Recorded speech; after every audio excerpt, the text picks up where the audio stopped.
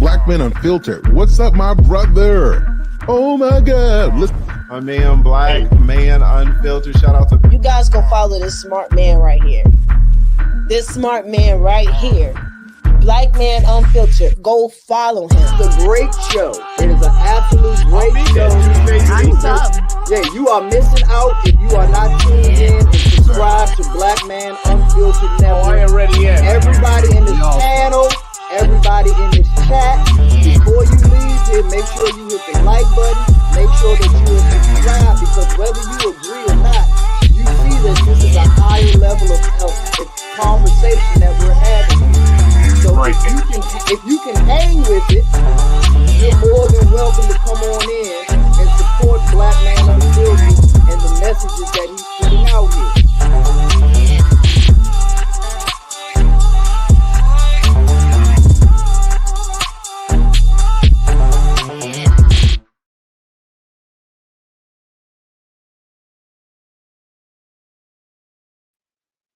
Good evening, everybody. Good evening, man. Welcome to Black Man Unfiltered Network, where we're going to have the conversation on tonight involving something that we need to talk about in our community. First, I want to do a few house rules, guys.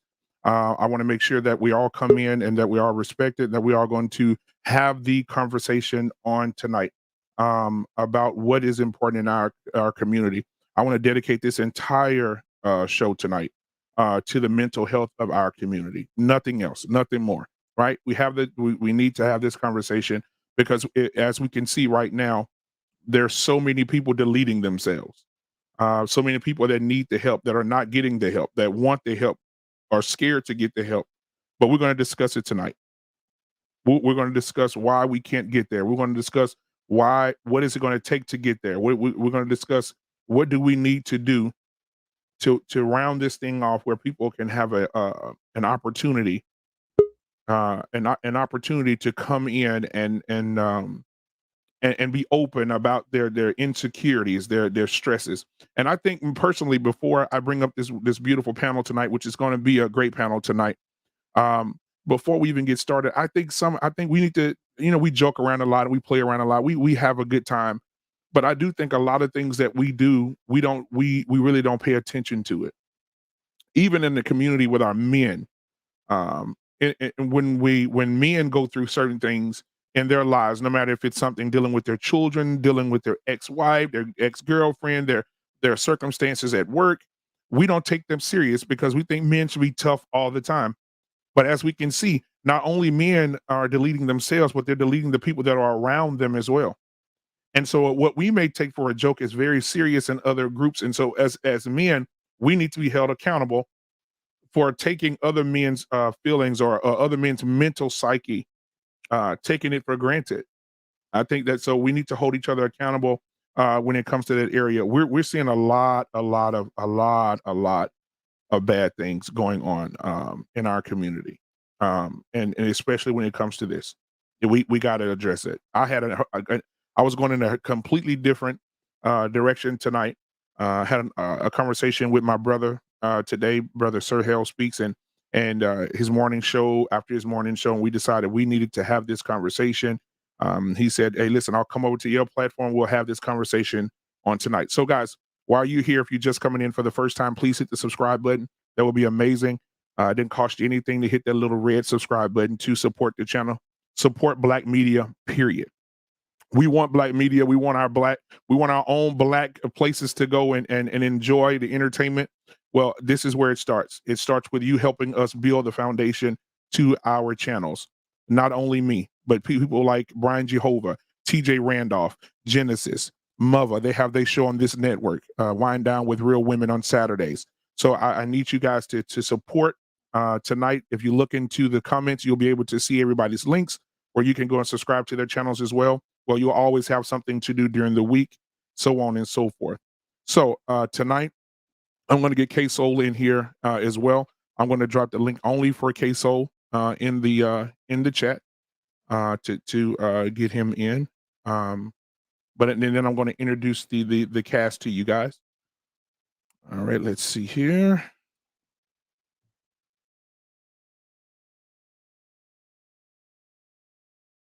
All right, I got. Okay, so there's the link for you. And so I'm gonna go ahead and get everybody in here and introduce everybody to you. Tonight we're gonna start off with the ladies. Auntie TJ Randolph is in the building tonight, guys. The beautiful Auntie TJ Randolph is in the building tonight, and I appreciate her for being here because I think no one else right now that I know of, I've heard her story. No one else can address this like she can address it from her own anecdotal experience. And so having her here is going to be amazing, because I want you guys to hear her story if you haven't heard it, and she's going to come in here and really try to change some lives tonight with her story. So I'm going to bring her in here tonight. We're going to give it up for her first.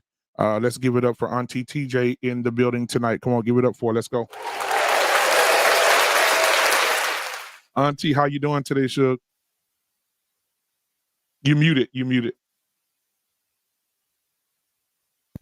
Y'all just make me feel so appreciated. Thank you for having me. I appreciate it. Absolutely. This is so good to see you. So good to see you. And then we're going to have coming up next, we're going to have the book of Genesis. She's in the building tonight, and she'll be able to address some of these issues as well. So let's go ahead and welcome the beautiful and talented Miss Genesis, the book of Genesis, guys. Here she is. Give it up for her. Come on, let's go. How are you today, Genesis? I'm good. I'm Good. good. I'm better than good. How are you? Oh man, you know I'm sunshine, partly cloudy. It's so good to see you, hon. All right, so we got Mother in the building tonight, and so my sister from another mister is here tonight, and I want to go ahead and bring her up as well. So let's go ahead and give a warm, last but not least, to my sister from another mister. Let's give it up for Mother. Mother, the host of Wind Down with Real Women on Saturday. Let's give it up for her. Come on, let's give it up. Everybody. What's going on, Mother? How are you today? Not too much. Glad to be back. In here making baby bottles, but I had to get on with my family. Okay, absolutely. Thank you for being here too, sis. You know I love you. All right, so now we got to bring in the fellas. All right, so I want to bring in K-Soul. You may know him as the cool, calm, balanced, the guy that doesn't get shaken easily, and so he brings balance to everything and every platform he's on. So I want to give it up for my brother K-Soul in the building tonight. Come on, let's give it up. What's up, K-Soul? How you doing, man? Man, I'm doing awesome, and I'm so excited to be on the panel with so many intelligent people, man. I'm already looking at the panel. Auntie TJ in the house, man. Mother, Genesis. I'm excited. Absolutely, and you know what? I'm also excited too, guys. I want to take some time. You know, I got to rep you, K-Soul. It's February. We got a little niece on the way. Well, our little niece will be here. Yeah. Yeah, she'll be here in a couple. How long you got now? The due date is February 15th. Oh, it's Yeah. close. She coming. She coming, brother. I know. I'm nervous, but I'm ready. I'm ready. As soon as I'm telling you, brother, from a man that has You daughters, got I'm this. telling you, as soon as she touch your arms, your life is gonna change. I've heard, everybody's telling my one of my closest friends just had a daughter, and he said as soon as the skin contact happened, it's like over. Game over. Yeah, it's over. It's over. All that stuff you may have thought of, it's over. It's gonna change you. All right. Absolutely. So, guys, thank you again, K-Soul, for being here. Last but not least, man, the rugged, the to your face, in your face. I'm gonna stir it up. I'm gonna mess it up. I'm gonna pick you up, and we still gonna be brothers. Mr. BJ's in the house tonight. So y'all go. Oh, wait. He got on his Action Jackson tank top tonight. So let's go ahead and bring him on in. Brother Brian Jehovah's in the building. Let's give it up for him. How y'all doing today? Yeah, brother Action Jackson in the house tonight. What's going on, brother? I'm doing good, man. Happy Black History Month to everybody. Absolutely, man. Absolutely. So, guys, thank you for being here. The rest of our panelists will be here in a second on our second wave. And so I just wanted to start out by thanking everybody. If you're just joining right now, please hit the subscribe button, hit the like button, and support Black media. As you can see on this platform, everybody here has a platform. Brian Jehovah, K-Soul, Mother. You can support her. She'll be on this platform on Wind Down with Real Women every Saturday at 12:30 Central Standard Time. So please come and support them this Saturday. They're going to be talking about love and sex and all these things about, and this is just the women. They're going to have that conversation on Saturday at 12:30 Central Standard Time. And then Genesis, the book of Genesis. Support Black media, guys, because this is what we have. This is what we're building. And people need to hear these conversations. We don't need to hear other people and other cultures talk about our culture when we need to be talking about it. So in order to build these conversations and to build these platforms, we need to have these conversations. So again, thank you for being here. If you're just getting here, hit the subscribe button, go in the chat over here, and you'll see everybody on the panel. You'll see their links to support them as well. So guys, tonight I was going in a different direction. We were initially going to address, I was going to piggyback off of Sir Hell's show from last week. We were going to discuss sexless marriages. Now that was going to be fun. But we're not going to talk about that tonight. We're gonna move that into another day because I want to address something that just happened. And before we get started, I want to take just 60 seconds, if I may, to go ahead and bring this into fruition so you guys can see, if you have not seen the young lady in New York, the former Miss US, the former Miss Universe, I think Miss America, right? Yeah, Miss America. And she was a lawyer. She was a USA. Miss USA. Miss USA. She They get mad. Absolutely. She was Miss USA. She was also a lawyer. She was also a correspondent for Extra on TV on the TV series Extra. She was a activist for social justice. I mean, she was really, really doing a thing. And from what I read today, I think that she was doing a photo shoot probably an hour or 2 hours before she deleted herself. And so those were the last known pictures of her. And I can't wait till they release these pictures because I'm interested to see how her body language was, how she was in those last moments. It's going to be very eerie to see those pictures from that photo shoot. It really is. But I want to take the 60 seconds to say condolences to her family and what they may be going through. I know it's a hard thing to be 30 years old and to have be so successful. And she was suffering in silence, guys.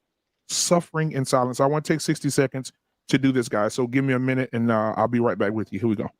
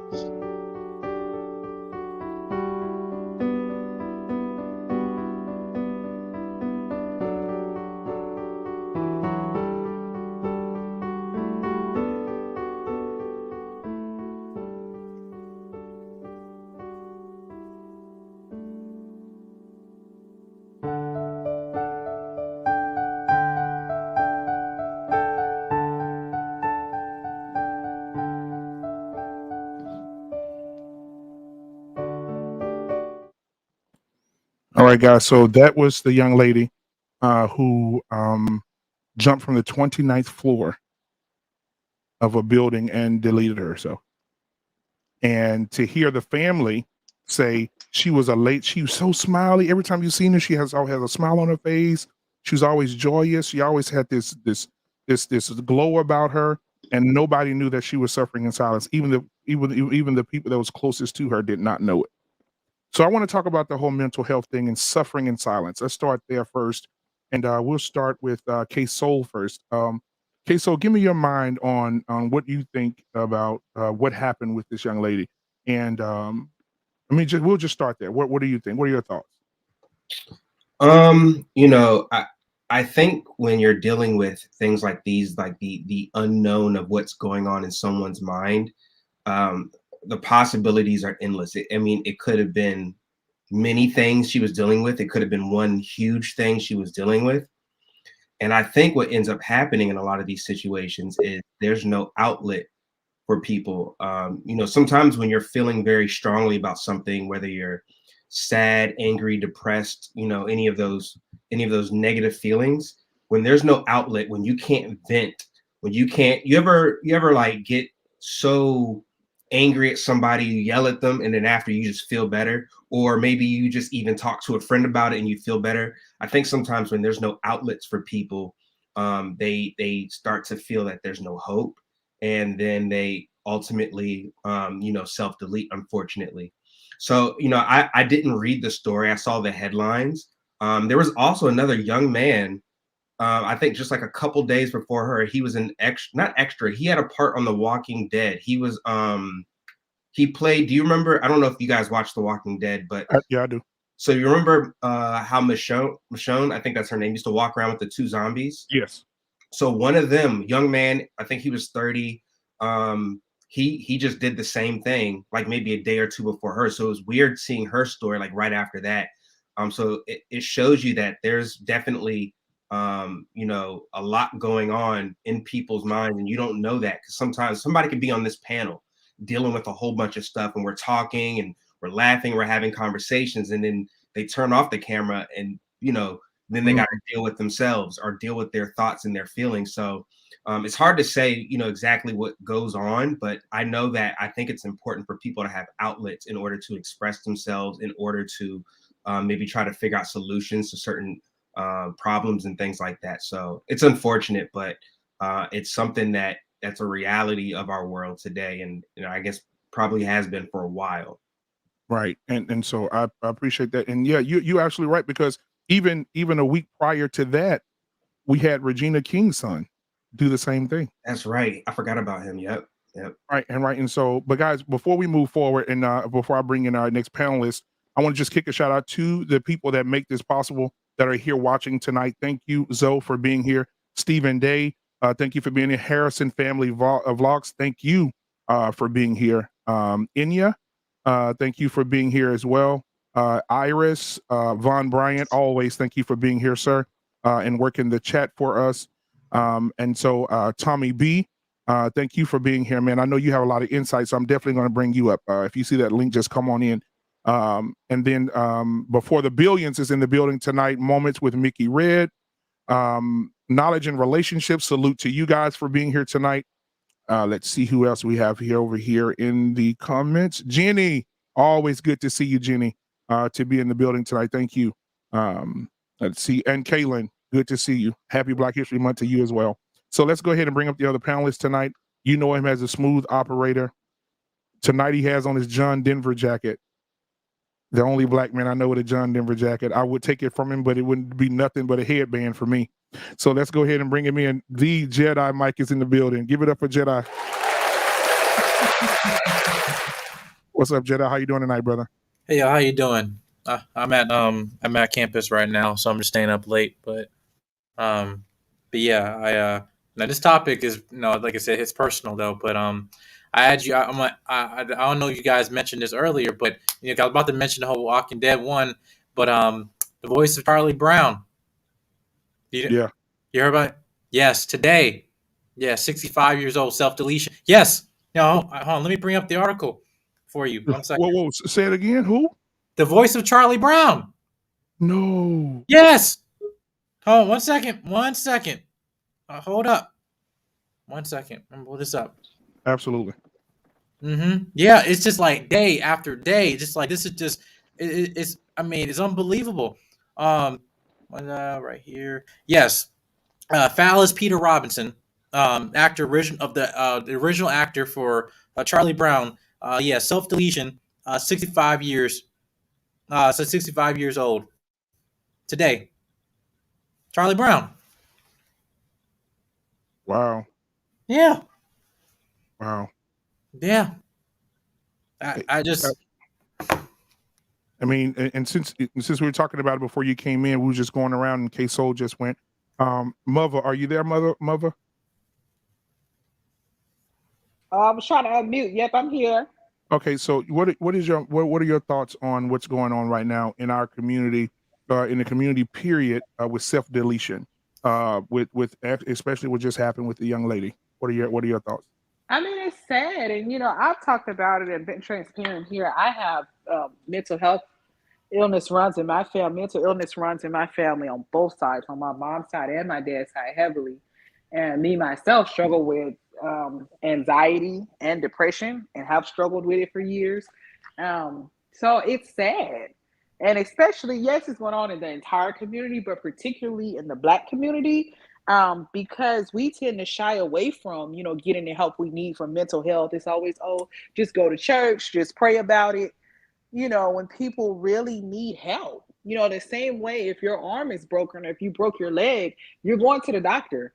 So how much more so, if you're having issues, with your mind, with your mental status, all those things are more important than any, organ in your body. So why wouldn't you go to the doctor and get the help you need for that?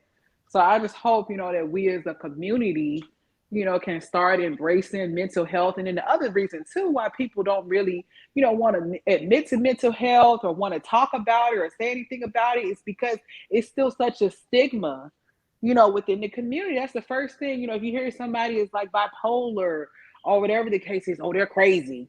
It's still such a stigma about it. And so I think one of the things we really need to work towards, like, normalizing, mental health. I'm glad to see, like, this new generation is big on self-care and all those things. And so I think we really need to work on, like, normalizing mental illnesses, normalizing taking care of your mental health, normalizing having a therapist. I don't care who you are. We all need therapists. Life is hard. And not to mention just the daily struggles, outside, if you have anything extra, just the stuff that we've been going through with the pandemic for the last 2 years. Not to mention if you have any other inherent, medical conditions, it's hard. So we all need to take care, of our mental health. And I mean, it's sad. I had, unfortunately, my dad's sister deleted herself and was around it. And so I was kind of like reminded of that when I saw the young lady. She was around the same age, like early 30s. Same thing, beautiful. Everybody says that I'm her too, that we look just like beautiful, had a good job, all those things. And to this day, no one knows exactly what the circumstances, were on why she, ended her life that way. But like I said, of course, later, my dad found out that he's bipolar, and, some other family members, have come to know that, they suffer with mental illness. So it could have been a mental health thing, but, we don't know for sure. So it's just sad, when people are suffering in silence. But I know a lot of the reason, and particularly in my case, is because there's such a stigma around it. And I would love to see us come together more as a community. And it's sad sometimes, even in families, you can't tell people what you're going through because they want to gossip about you and talk about you rather than, like, embrace you. It's people struggling with depression, but they scared to share with their family because, they're not getting support. Like, people just want to run and tell, what they heard about you or what you're going through and that sort of thing. So I would really like to see us come together as a community, and really support each other and really help each other. Thank you for that. I appreciate it.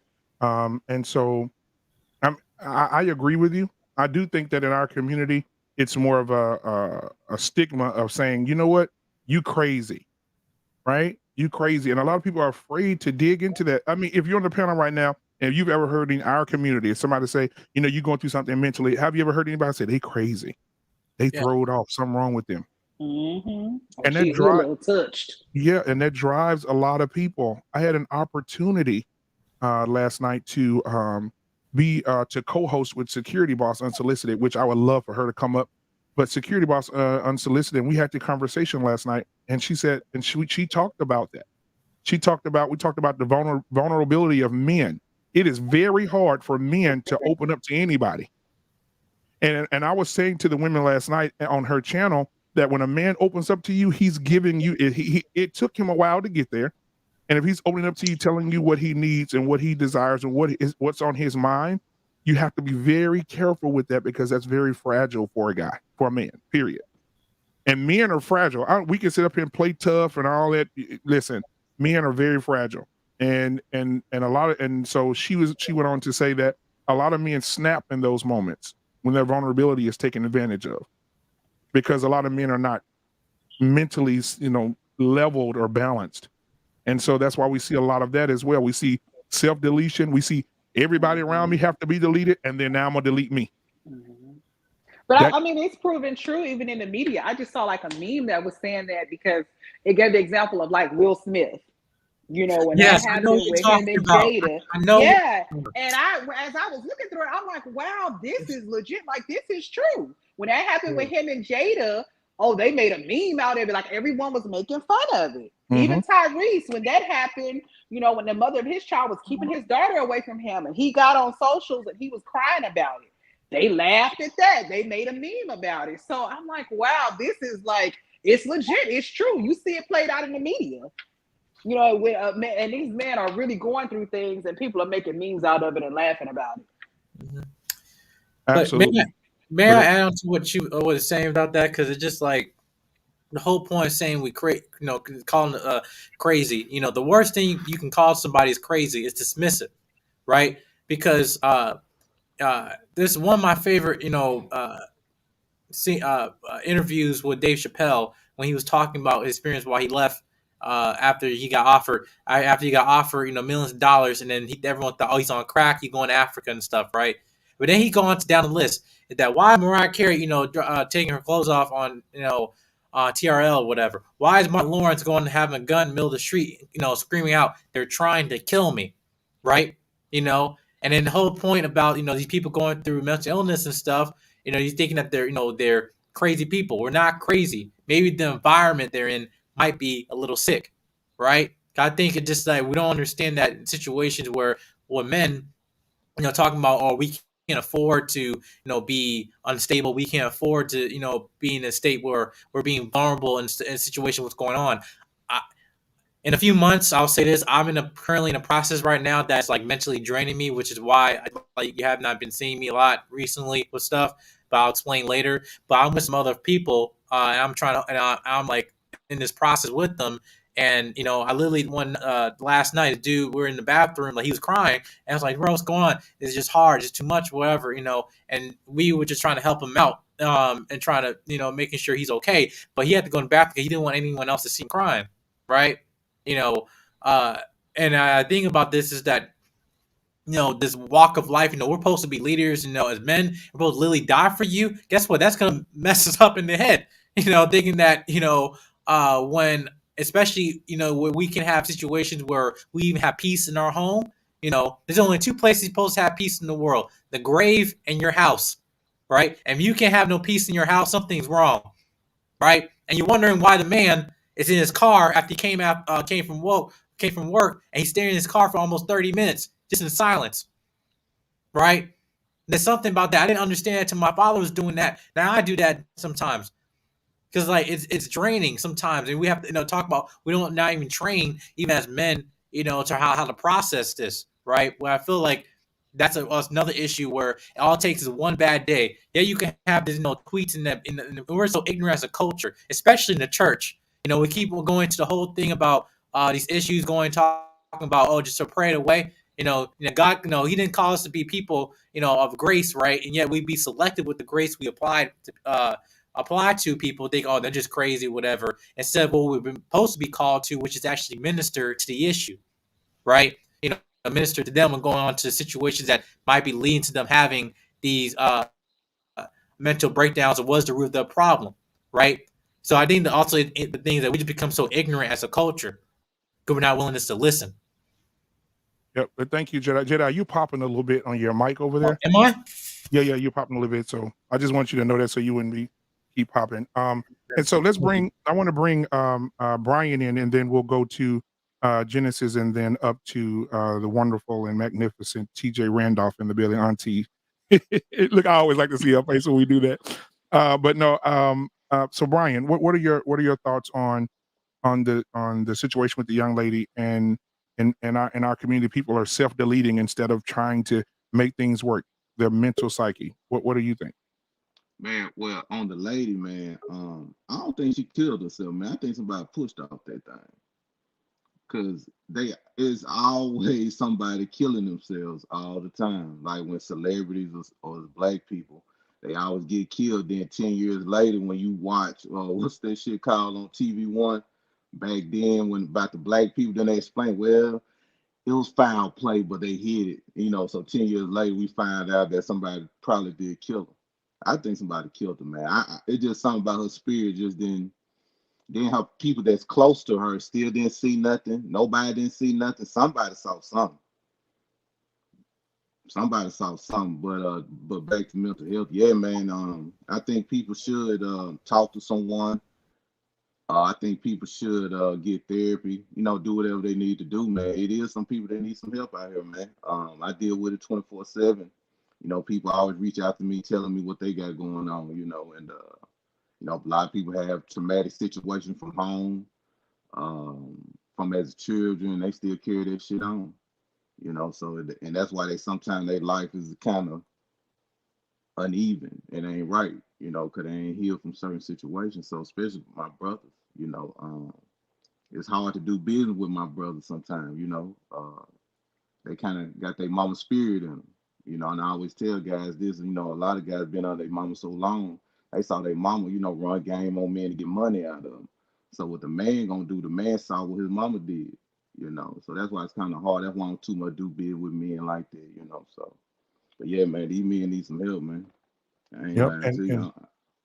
And thank you for that, man.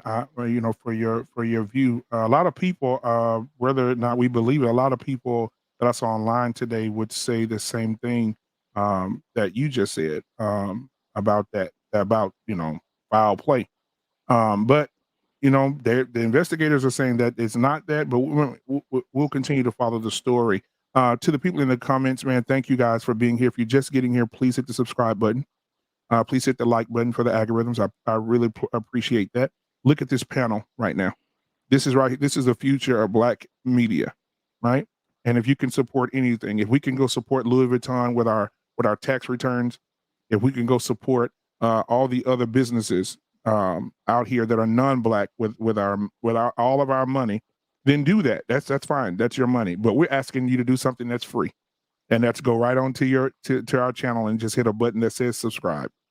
Subscribe to TJ Randall, Sir Hell Speaks, Jedi Mike 7, Brian Jehovah, Queso, Genesis. Subscribe. Mother will be here on Saturdays, every Saturday at 12:30. Subscribe so you guys can come and enjoy Black media where we talk about Black. Because there's nothing wrong. We need to have these conversations. So thank you guys for being here. Sir Hell Speaks. Good evening, sir. How are you? We got to give him come on. Let's give it up for Sir Hell Speaks in the building tonight. What's up, man? How you doing, brother? I'm not sure if this is a good thing, but when you said Black 3 times, I thought you were calling my name as the resident Black person on the panel. No. Because if I was calling your name, I'd do Black ass. But no. I love you, man. So thank you for coming. Good to see you, my brother. Yeah, good to see you too, man. So Genesis, let's get to Miss Genesis, the book of Genesis. Please go subscribe to her page as well. So what are your thoughts on the situation, Genesis? First, let me say, when I am tuning into the shows every week, I have only known what the topic was one time, and I try not to know so that I don't have time to think about it or have prepared answers, my Mm, answers just come organically. And I believe in divine timing, and I think I'm having a divine timing moment here. But um, everybody on the panel doesn't know me personally. Uh, Last year, I suffered two tragedies back to back. And the very topic that we're talking about now, I found myself in that place. And I, in life, just you name it, just about anything that could happen has happened. Bad for people, I've experienced on some level or another. And people look at you, and if you're not looking worn, if you're, smiling, then they don't know what you're dealing with behind closed doors. And that was exactly it. Thinking about I wasn't suicidal. I wasn't thinking about taking myself out, but I found myself in a really low place. And for me, as a woman who had always been the strong one, I would, take a beating and I would get back up and keep going. You know, you find yourself in a place where you don't really, you've had this reputation thus far. Okay, now you're broken, you're down. Where do I go? Because you've got so many people relying on you. You don't have a moment to be broken or to be vulnerable. And I ended up going to therapy. I went to what I thought was grief counseling, but once I went to grief counseling, so many other things came up, all those other things from the past that I thought I had worked through, that I was over, and the experience was invaluable. And even though I was always one who thought, I was practicing self-love, I didn't really know what self-care was, because and my favorite word this week seems to be intentional. Now I have to make an effort and be intentional about self-care rather than, just going by without addressing all the stuff that happens to us day to day. So, people can look at the Chesley Chris story. And when I saw her story, I was thinking, wow, she's pretty. And everybody's thinking that, from the outside looking in, that she probably had it made. But we don't know what she was dealing with that she was never able to tell anybody. So, conversations like these, I think, are a must because we don't have that outlet where it's okay to be human, which is really what it is. You know, people they like we were taught they were talking about earlier, you're crazy if you no, we're just being human, and everybody has the right to have a moment. We don't always have to have it all together or have all the answers. It's okay, but we have to know that there's help when we don't have all the answers. exactly. And thank you for that. I appreciate it. Guys, I want to also welcome tonight the one and the only, the unsolicited security boss is in the building tonight. So thank you for being here. I appreciate it. And we'll get to you in just a second. So TJ, um, I just knowing your story, I just want to take a moment for you to tell that story and to tie it to what we're talking about. Um, because I think it's important that we know that. And so the floor is yours. Well, thank you. First, I want to thank Sir Hale Speaks because I did a show, My Cocktails and Conversations. I did it yesterday, but I just did it by myself because kind of like you, I had an idea what I was going to talk about. But when I found out about the Chris story, I just kind of talked about that. So before I get into it, I'm gonna share what I shared yesterday. From miles away, they judge from my expression, and it looks to them that nothing could be wrong. Everything in life for now is going my way, and I must admit I'm playing right along. But you know and I know You know I'm crying. You know and I know. You know I'm lying. You know and I know when no one else can see what's going on inside. BB and CC wine and song. You know and I know. So very true. Everybody looks at this woman, myself included, say, and from miles away they judged. Nothing could be wrong, but what was going on inside? I was touched by it because you can have an outlet, you can have a support system, and it's still not enough because it's a battlefield of the mind. I cried as I was talking about it last night because I was at the precipice of doing just that May 2021. As I'm walking, I'm depressed. I can't shake it. Everything in my life was great. Wonderful husband, healthy family. Nobody lost their job. My daughter had a great pregnancy. My grandchild born healthy. But I can't get out of my own head. It's a cloud. I'm sinking. I'm walking. I tell my husband, well, I walk my dog, and when I went to go get my dog knows when I get my fanny pack, that's generally time for us to go for a walk. But I said, no, Duke, I'm gonna go by myself this time. Then I tell my husband I'm not taking the key with me. He didn't know what I was thinking. So I go on my walk. I'm walking. I'm crying because I don't understand what's happening. I can't even make sense of it myself.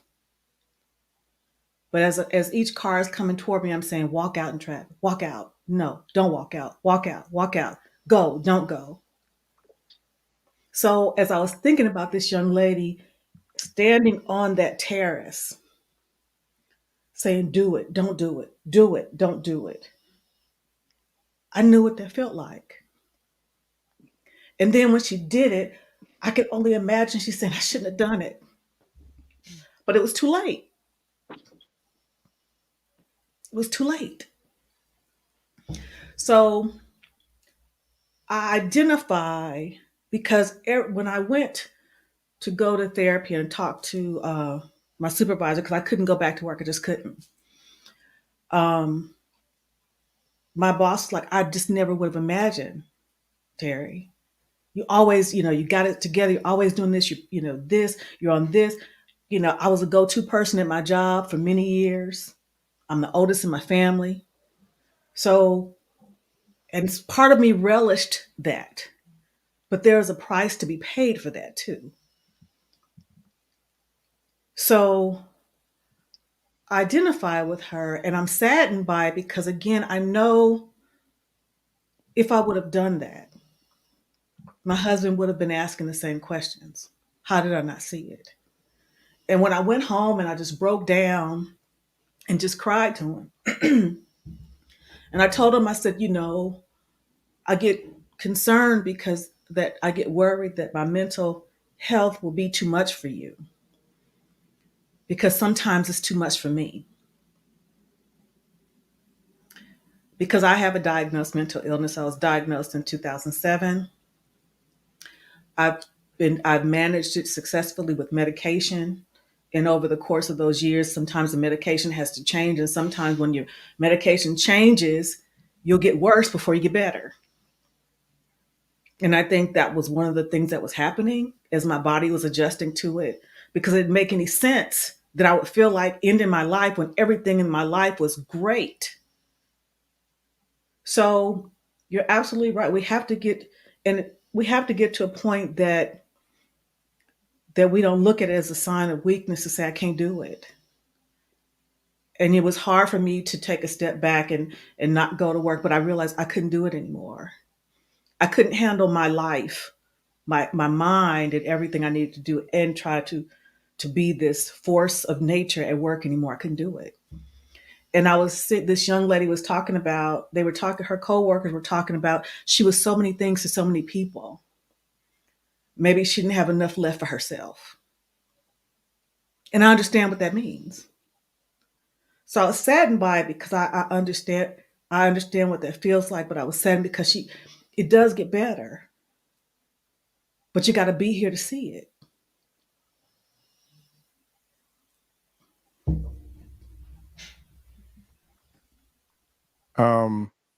Thank you, TJ. I know that's not always easy to explain that or to walk down that road again. So for you to have that courage to continue to do that and use your testimony to help others, I just want to say that's amazing. Thank you for your story. Thank you for your life, because your life does mean something, and you're here for a reason. You're here for a purpose, right? And for people that believe you, there for everything there's a purpose, and sometimes we go through things in order to be the very thing that someone else needs. So I want to thank you, TJ, for your story. Thank you for what you've gone through a lot, and thank you for just giving that away, because no matter what, somebody listening to you tonight, and somebody may be watching this right now that may be feeling the same way you felt then, right? Genesis, thank you for telling your story, because you were in the same situation. There's a difference there, but the outcome would have been the same, right? So thank you for that. Jedi Mike, I know his story, right? We were on Sir Hell Speaks channel about a month ago, right, Sir Hell? And we all went through this breakdown at the same time because of this very thing right here. This very thing right here. So this is an important conversation tonight, and I appreciate you all. I want to definitely get Sir Hell Speaks in, and then Unsolicited Security Boss in here to get their thoughts on the matter. So Sir Hell Speaks, welcome to the panel, brother, and the floor is yours. Hey, first of all, thank you for letting me be here. A Black Man Unfiltered. Salute to the beautiful ladies on the panel, to the handsome fellas here. Good to see y'all, and to everybody in the chat. A couple things. Thank you, Auntie TJ. I watched your video, and that is why that's why I messaged you about what I messaged you about, because I think it's gonna get better. Encapsulates if we can just hold on to that hope. If we can hold on, it's gonna get better, and that did something to me when I heard you. But I want to read some lyrics really quickly. For anybody who's into gospel music, I want to read some lyrics really quickly, and listen to this. It says, I can't even turn on my phone without being reminded of lack, that I'm alone and broken and unsuccessful. I can't always talk to my friends because they've got expectation that I may or may not be living up to my.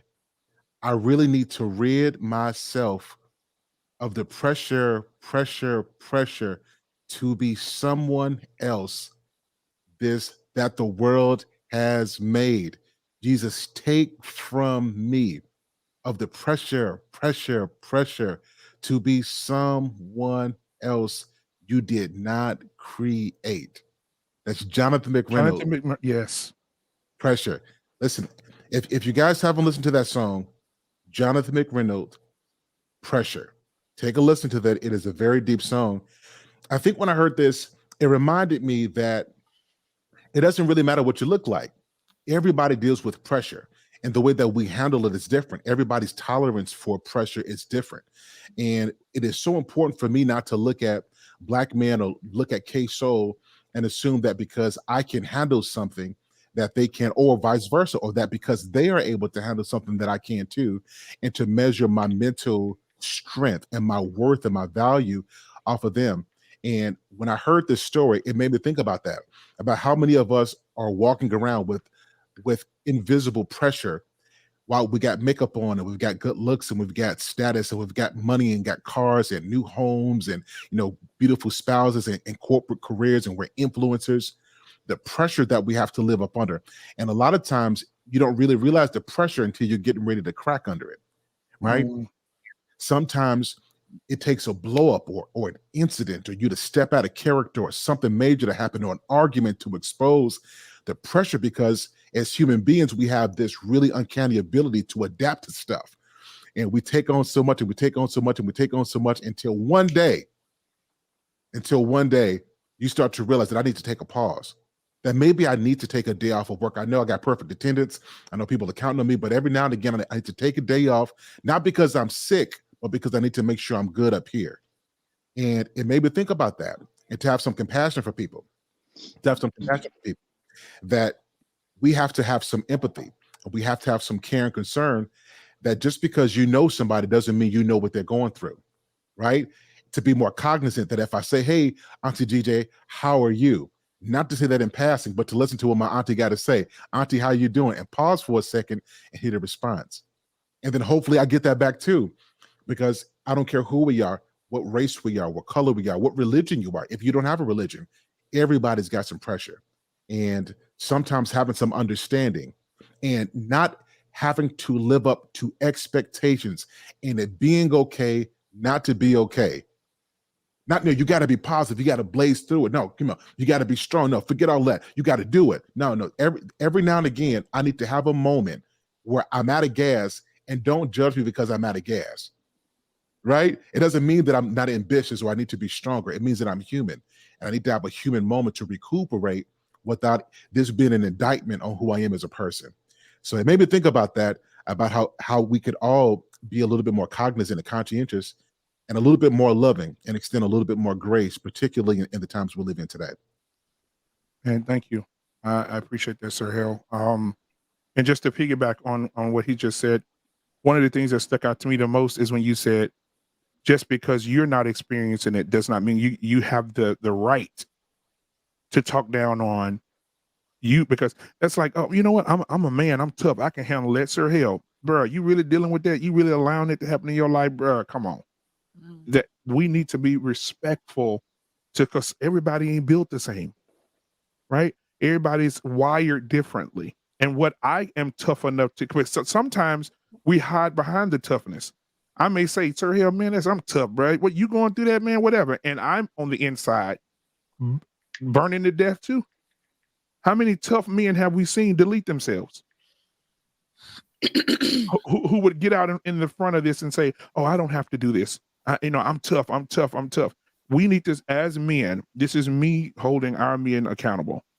We need to stop hiding behind this tough aura thing and really address the issues in our community, because half the stuff that's happening in our community is coming from a mental disability, right? Something that we haven't faced, something that we haven't sat down and talked about. And we got to get out of this thing. People are going to call me crazy. Doesn't matter. Because when you got to get, and if people in your circle are calling you crazy, I was listening to Shannon Sharp one day, and Shannon Sharp said this, and it just stuck with me. He said, if you're in a group of people and you continue to have to be the bigger person, you're around too many small people. You have to get a circle that when you call with these type of concerns and issues that are going on in your mental psyche, you have to have that circle that's going to support you, pull you in, and speak with you, speak to you, speak in you, and pour into your life, right? I should be able to call Sir Hale Speaks. I know that I can call him. I trust him. Sir Hale, I'm going through this. He's going to be there. Jedi Mike, I know I can call K-Soul immediately, and he's going to be there for me. He's not going to brush away what it is that I'm facing, right? Unsolicited. I can call her. I can say, hey, listen, I'm going through this. Her and her husband will be there, right? I can tell this group of people, mother, she knows for a fact that I can call her, or she can call me. You have to have a circle of people that's going to support that. And so I just wanted to say that, Sir Hale, because that I appreciate that, man. A lot of people out here, we're hiding behind our toughness when we're suffering in silence as well. Unsolicited Boss, thank you for being here. I definitely want to hear what you have to say about it, because we spoke a little bit about this on your platform yesterday. And so I really want to hear what you have to say. So the floor is yours. We did. We talked about it. I brought that up to you yesterday because that's really pretty near to me. That's a very near situation. And it was a very traumatic situation, something you write a movie about. You and I didn't go into any details about it, but the point is, everybody here knows I mostly deal with relationships and successful marriages and things of that nature. And here lately, especially in this YouTube world, women and men, we're being very unkind to each other. We're being very mean. And what I told Black Man last night is we just don't know when people are solid. It could be that you could just be kind to someone, a wife could just be kind to her husband when he comes in and say, can we talk? You know, that could be that final, can we talk? And if she says no, that may be the end of it. Just because he has had that much pressure, like you just said, Sir Hale, and no one knew, you know, she didn't know, you know. We had a situation where, I mean, I just have to say it was not a good marriage. It was not a good marriage, but everybody had good intentions. But the wife never listened. And the husband, instead of being, you know, sometimes you have to end things before you begin another. Or we got to talk about it, you know, and just some people can't handle that type of rejection, insult, whatever the situation may be. And on the particular day, you know, some women, we just don't listen. We do what we grown, we're independent, we're going to do what we want. And just certain things like that. We don't check in with our men. We don't make sure they're good. We're not being kind to each other. We all need to be kind to each other, smile. Even if we're men, if we're doing wrong, women, if we're doing wrong and they're checking us, be kind. You still can be kind within it. We don't have to, you know, it could be one less argument, or one less derogatory thing that you say to a man that can get him through another day. But it could also be the last thing you say to help to make him just want to end your life, his kid's life, and his own life. Just one thing. So I'm saying that to say it happened. It happens a lot. And, you know, you don't see it coming because, you know, the way this all was told, oh, we look so good on paper. You know, the couple together, we look so good on paper, but nobody knew the treatment that could come from a woman. I often say on my channel that a marriage relationship is the most important relationship you can have in life. It could be deadly. And I'm very serious about that. So I'm telling you, ladies, I'm talking to the ladies more so because you don't hear much of this from women about women. Ladies, be kind. Even if you don't want to be in the relationships anymore, be kind to the men. You love them at one time. Continue the love and respect. Be kind to the men. When they tell you they need to talk, because men are very non-emotional, some of them don't like to be in vulnerable spots for whatever reason, pride, egos, whatever. We really don't care. We're trying to save lives. We're trying to build a community. So be kind, because you never know when that may be that day that person just cannot take it anymore. And it's happening so much more than ever. And I would say this is probably more so within this last 5 to 10 years. And I know y'all have seen it.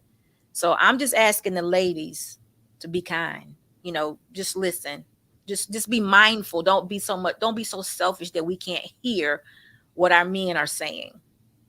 Just stop for a moment and just listen. That's it. Wow. Anybody want to respond to that? Backbone. I don't think I can say these niggas better get a backbone.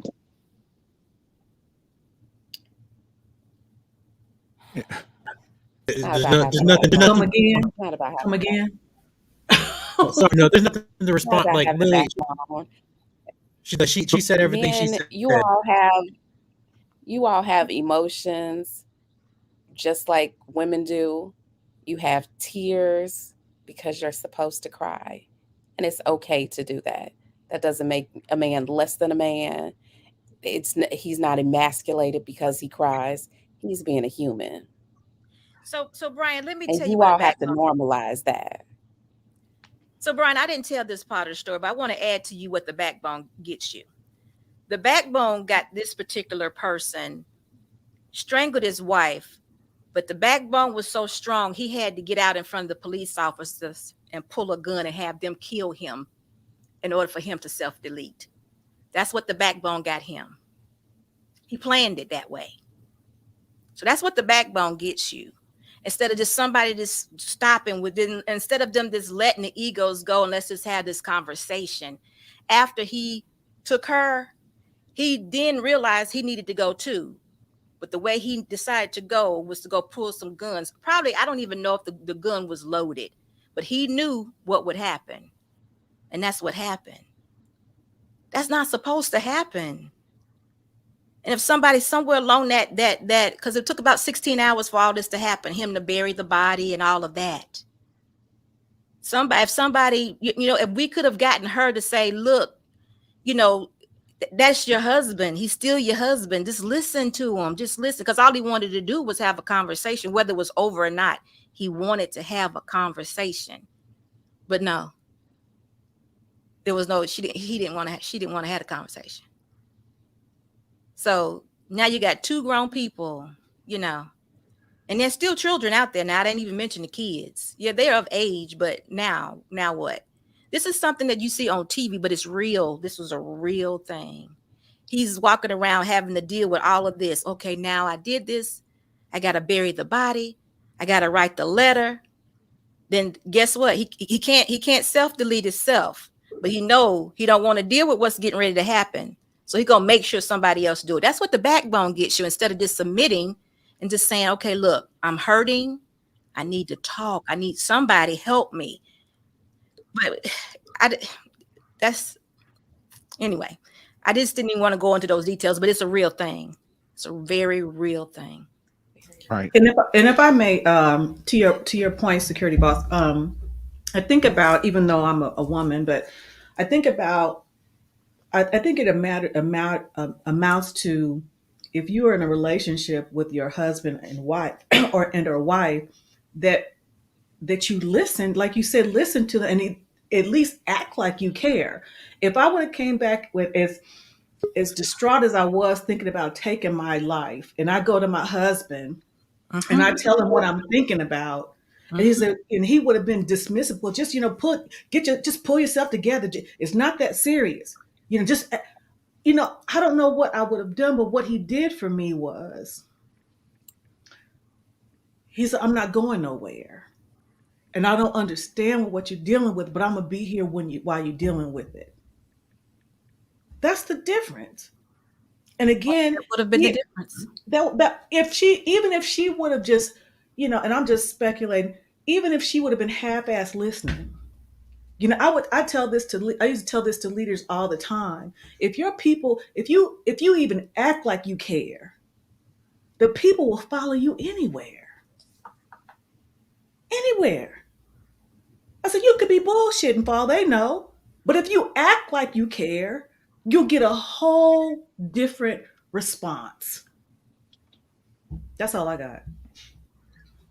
So just to, I guess, add to the conversation, and I'm just curious what you guys think about men who don't want to have those conversations because, like, I'll just be transparent. Like me, I don't like to be vulnerable with anyone except maybe my mom and maybe my son.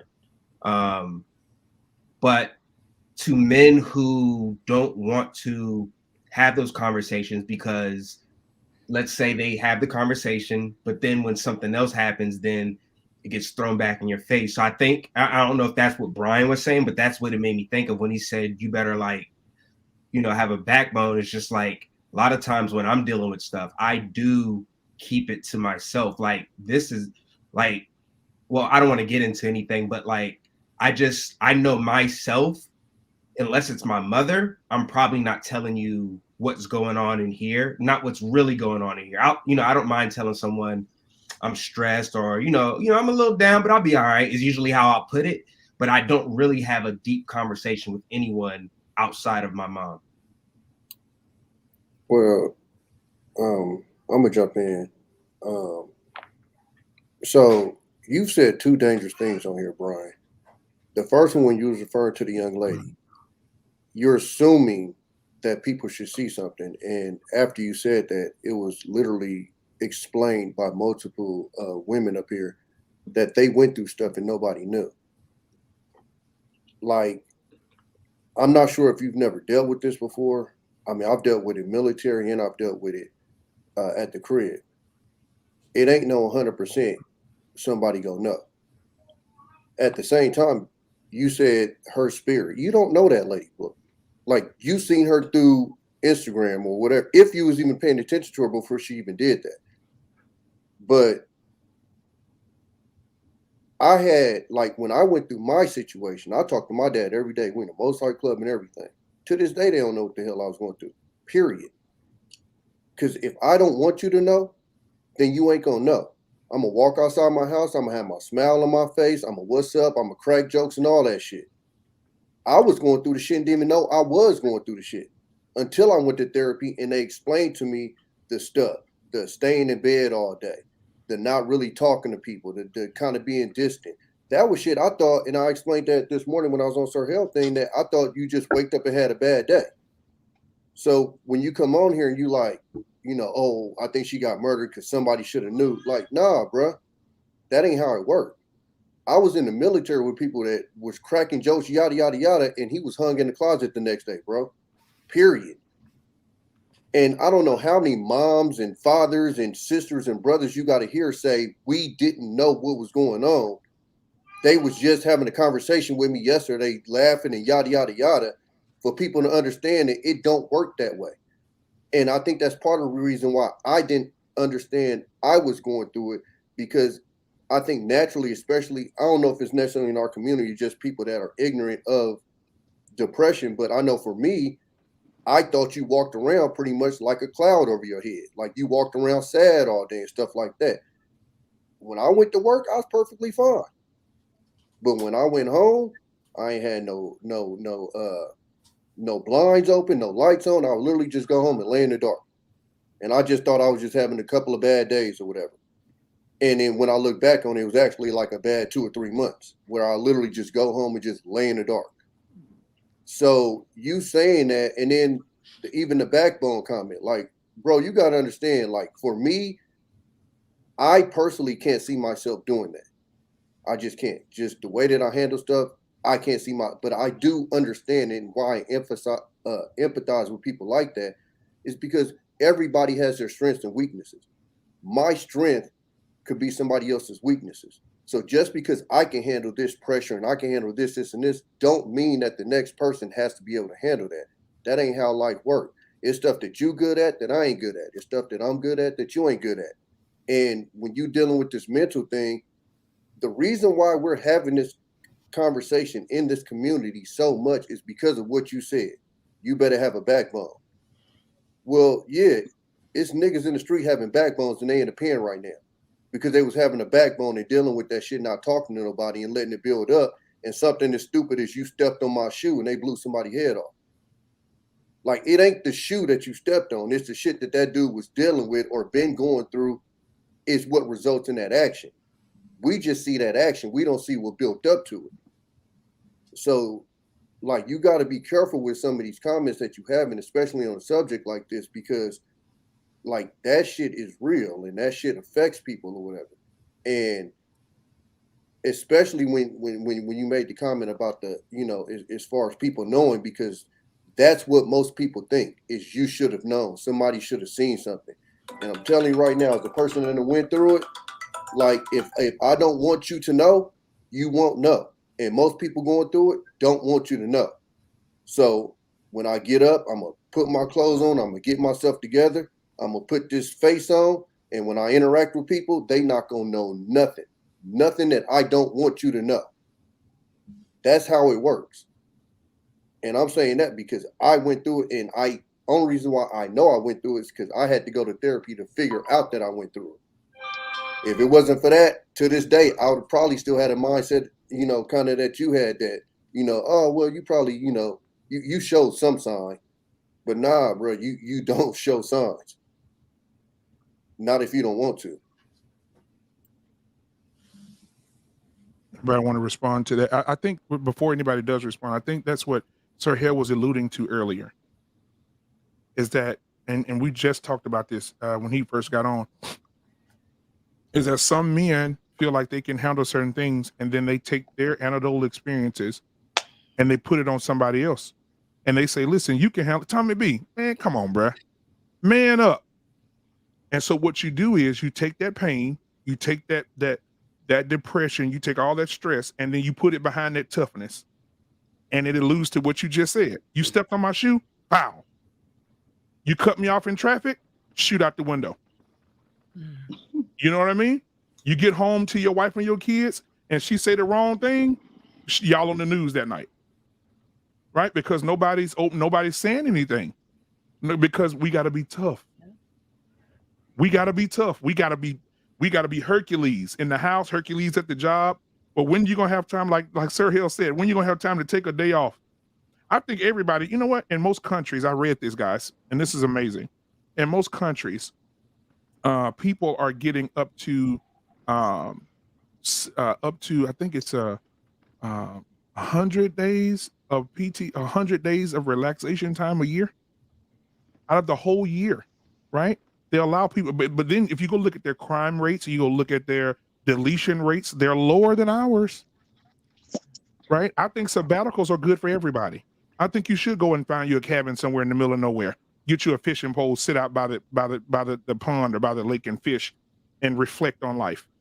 Because if you think about it, guys, look at this. Everything is repetition, and repetition, pressure bust pipes. Every day you get up, you take a shower, you do your meditation or whatever you do every morning, your morning routine. You go to work, you leave work, you go to sleep, you deal with the kids, you get back up, you do it all over again. You do that all year long, 365 days a year.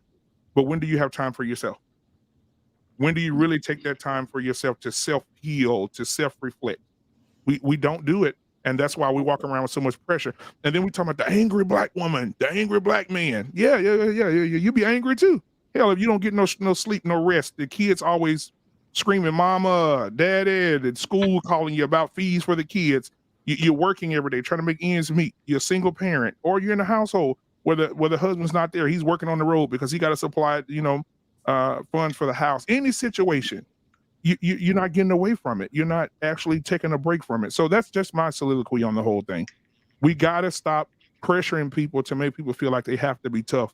You got to, that is dangerous to say that, because a lot of men will take that advice and then end up doing what they do. And then the very person that gave them advice watching the news saying, man, that boy crazy, but you gave him the advice. I think as like black people, so I can't even imagine, because I know even as like a black woman in America, we all have some type, even if you don't have any like inherent condition or something that's been diagnosed, I think we all inherently, as black people in America, we have some type of PTSD.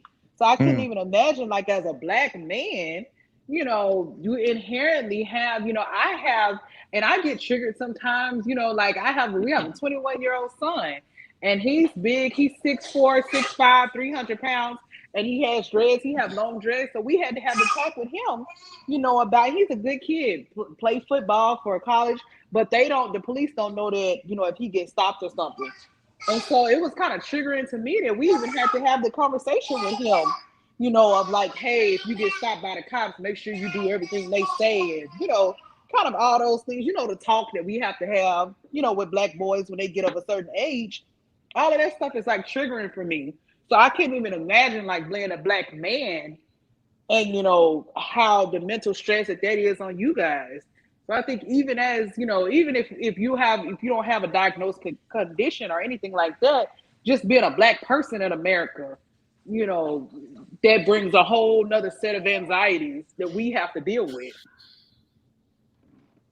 Wow. Yeah, after Brian, I would like to respond as well. Okay, go ahead, Brian. Tommy, what was the first part you mentioned? I forgot that. I think that was like one of the main parts I want to respond to. You said that when you said that somebody should have knew. What I meant, I think it was taken out of context. What I meant was what somebody should have knew was I pay attention to people, and what I meant was all of them said they didn't see no signs. I'm just saying, a person like me, I would be like, damn, she did say this right here. That's what I meant. I ain't mean to say like, damn, this was the time she was about to kill herself. No, but what I'm saying is, if I don't want you to know, I'm gonna put this mask on so you don't know. I'm not gonna give you no signs. I'm not gonna say I'm stressed out about this. I get it. Yeah. I pay attention to people around me, but everybody they murk themselves around me, bro. I saw it when it happened. I thought about it, like, damn. Then I thought about it. But that's the after. Like afterwards, that's what everybody does. Yeah, that's what I'm saying. But that was the family was saying. But listen, hold on, slow down. Mm-hmm. That was the family was saying they didn't see it even after. That's all I was saying. I'm not arguing with you on that. But what I'm saying is, no. Sometimes you can look back and say, okay, they did say this, they say that. But what I'm telling you is sometimes it's nothing there. Like I'm telling you, like in my situation, I get it. If I had done that, It wouldn't been nothing for nobody to point to. I ain't talked to nobody. I ain't say this was bugging me. I ain't say none of that stuff. You know, I dealt with it, and I just, in my head, I'm like, it'll pass. And that's how I dealt with it. And it probably wouldn't help you. I want to get to the backbone part though. That's the main thing I want to get to, especially for a male. Yes, there's nothing wrong with getting help. I'm a vulnerable person. I open myself up to anybody. I share my heart, my soul to people all the time. There's nothing that I can't talk about to anyone. That's just me because I'm secure as who I am as a man. And I understand different people go through different things.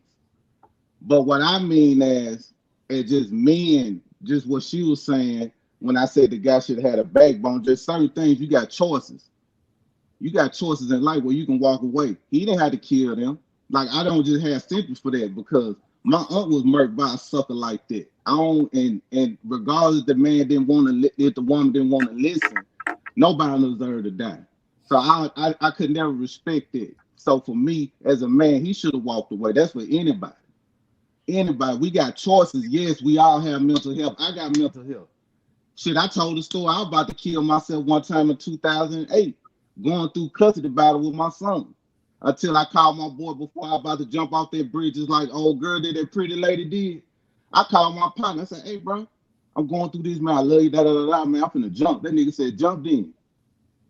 Hung up the phone. I paused for a minute. Called him back. Mad as a motherfucker, right? I said, bro, I could have jumped. He said, well, you didn't. Then I thought about it. I'm happy you did stop me. But what I'm trying to say is, we all going through some shit. But as a man, I don't think nobody, that's not an excuse to kill your wife or kill your children because your woman don't want to listen. And that's just how I feel. So men, hold on, men should, because we make so many, listen, man, we make too many excuses. Sometimes if we recognize we got an issue, sometimes we stop it. If I'm complaining about something, I say, if I tell a girl like, hey, baby, I'm a habitual cheater, man, I just can't stop cheating. But she keep telling me, well, Brian, it's wrong, it's wrong, it's wrong. I know it's wrong. Eventually, I should stop. Eventually, it comes a time where we just gotta just continue to stop making excuses sometimes. I've been through some traumatic shit. I get it. I can't put my feelings on everyone. I can't. I get it. But just come a point in time, and maybe I live in this world where once I get out here, I don't know y'all. So I'm around a whole different group of people. And I think that's what we're doing. Like, I think we kind of personalize certain things. Because for me in my world, I'm not too much around it. You know what I'm saying? I'm around different type of people. But I do sympathize for people that's going through mental health, that's going through that. So I'm not like, you know, what's the word? Mean about it or nothing like that. I care for y'all. I don't want y'all to knock yourself off. I want y'all to live. I want y'all to live life. But that's just not in my world. So once I get out, this is social media. You know what I'm saying? We just all interacting. I'm meeting people through, everybody got different paths of life. My life just don't rock like that. You know, just in my world, I didn't see nothing like that. People, they kill themselves just like you, my brother. You say you suffer from PTSD. One of my closest homies killed himself, you know? So I get it. So I totally understand. So don't take it when I say a backbone. I just looking at my world and the men I'm around. Something you just got to stop, man. You don't kill no woman or nothing regardless. If a woman don't listen, walk away. You got a choice. Anybody listen, you got a choice. If you're going through some shit with your wife, don't kill her. Don't go out like him. Don't go out like him, man. No, I think everybody. And let me say this real quick, if I can, Tommy. So Von Bryant just made this suggestion, guys. So make sure we don't use the K word. Make sure we always say delete. Okay, I'm sorry. Yeah. Delete. My bad. YouTube, that's a huge restriction. I think everybody would agree with you on that. I think the problem is the way that the brain works, and so if you look at a surface level, you're 100% right. The problem is everybody's brain ain't firing off the same way, and I think that's fine. And I accept it. I accept it. Yeah. That's what I'm saying. I accept your opinion. I sit here and listen to you and everything. Yeah. Cool, but at the end of the day, I'm still gonna have my perception. You know what I'm saying? I'm still gonna move how I am, but I respect what you were saying. And got you. And before Sir Hale goes, I want to say this. Everybody on this panel knows who Jeffrey Dahmer is, right? Everybody knows, right? He ate a bunch of niggas. Everybody knows. Was the niggas. Right. So watch this. When they donate, the family donated his body to science. And they went in and cut him up into pieces, took his brain and everything, right? and they took his brain and put it beside a normal person's brain that donated their body to science. And his brain patterns and the way his brain was set up, it was completely different than the normal brain. There was something in that brain that was different than a normal person. So what if some people were born or have that thing in their head that makes them uncontrollable? You have people that have split personalities that I can sit here and be like, hey, Tommy, what's going on, man? And 30 seconds in, I'm that dude. You know, I mean, you have people that deal with that. But Sir Hale, I definitely want to hear what you have to say to respond to everything that just transpired. Go ahead, sir. Yeah, so Tommy B made a really good point. Brian did as well. But I want to give you guys some perspective. So 2 incidents happened in my life, and people didn't know about it because I'm positive earnest. Positive earnest. We got a smile on my face. Well, I went through a season. Let me preface this by saying everybody has a limit. And once you get that limit, that's when things start raveling up. So my limit wasn't the world. My limit wasn't job. My limit wasn't bills. My limit was my family. When I first went through a separation with my wife and I was separated from my kids, and I didn't realize that I was depressed until I was in my room. I didn't eat very much. I slept 14 hours a day. Watch this. I got up and I went to church. I celebrated people, was a musician, having a good time.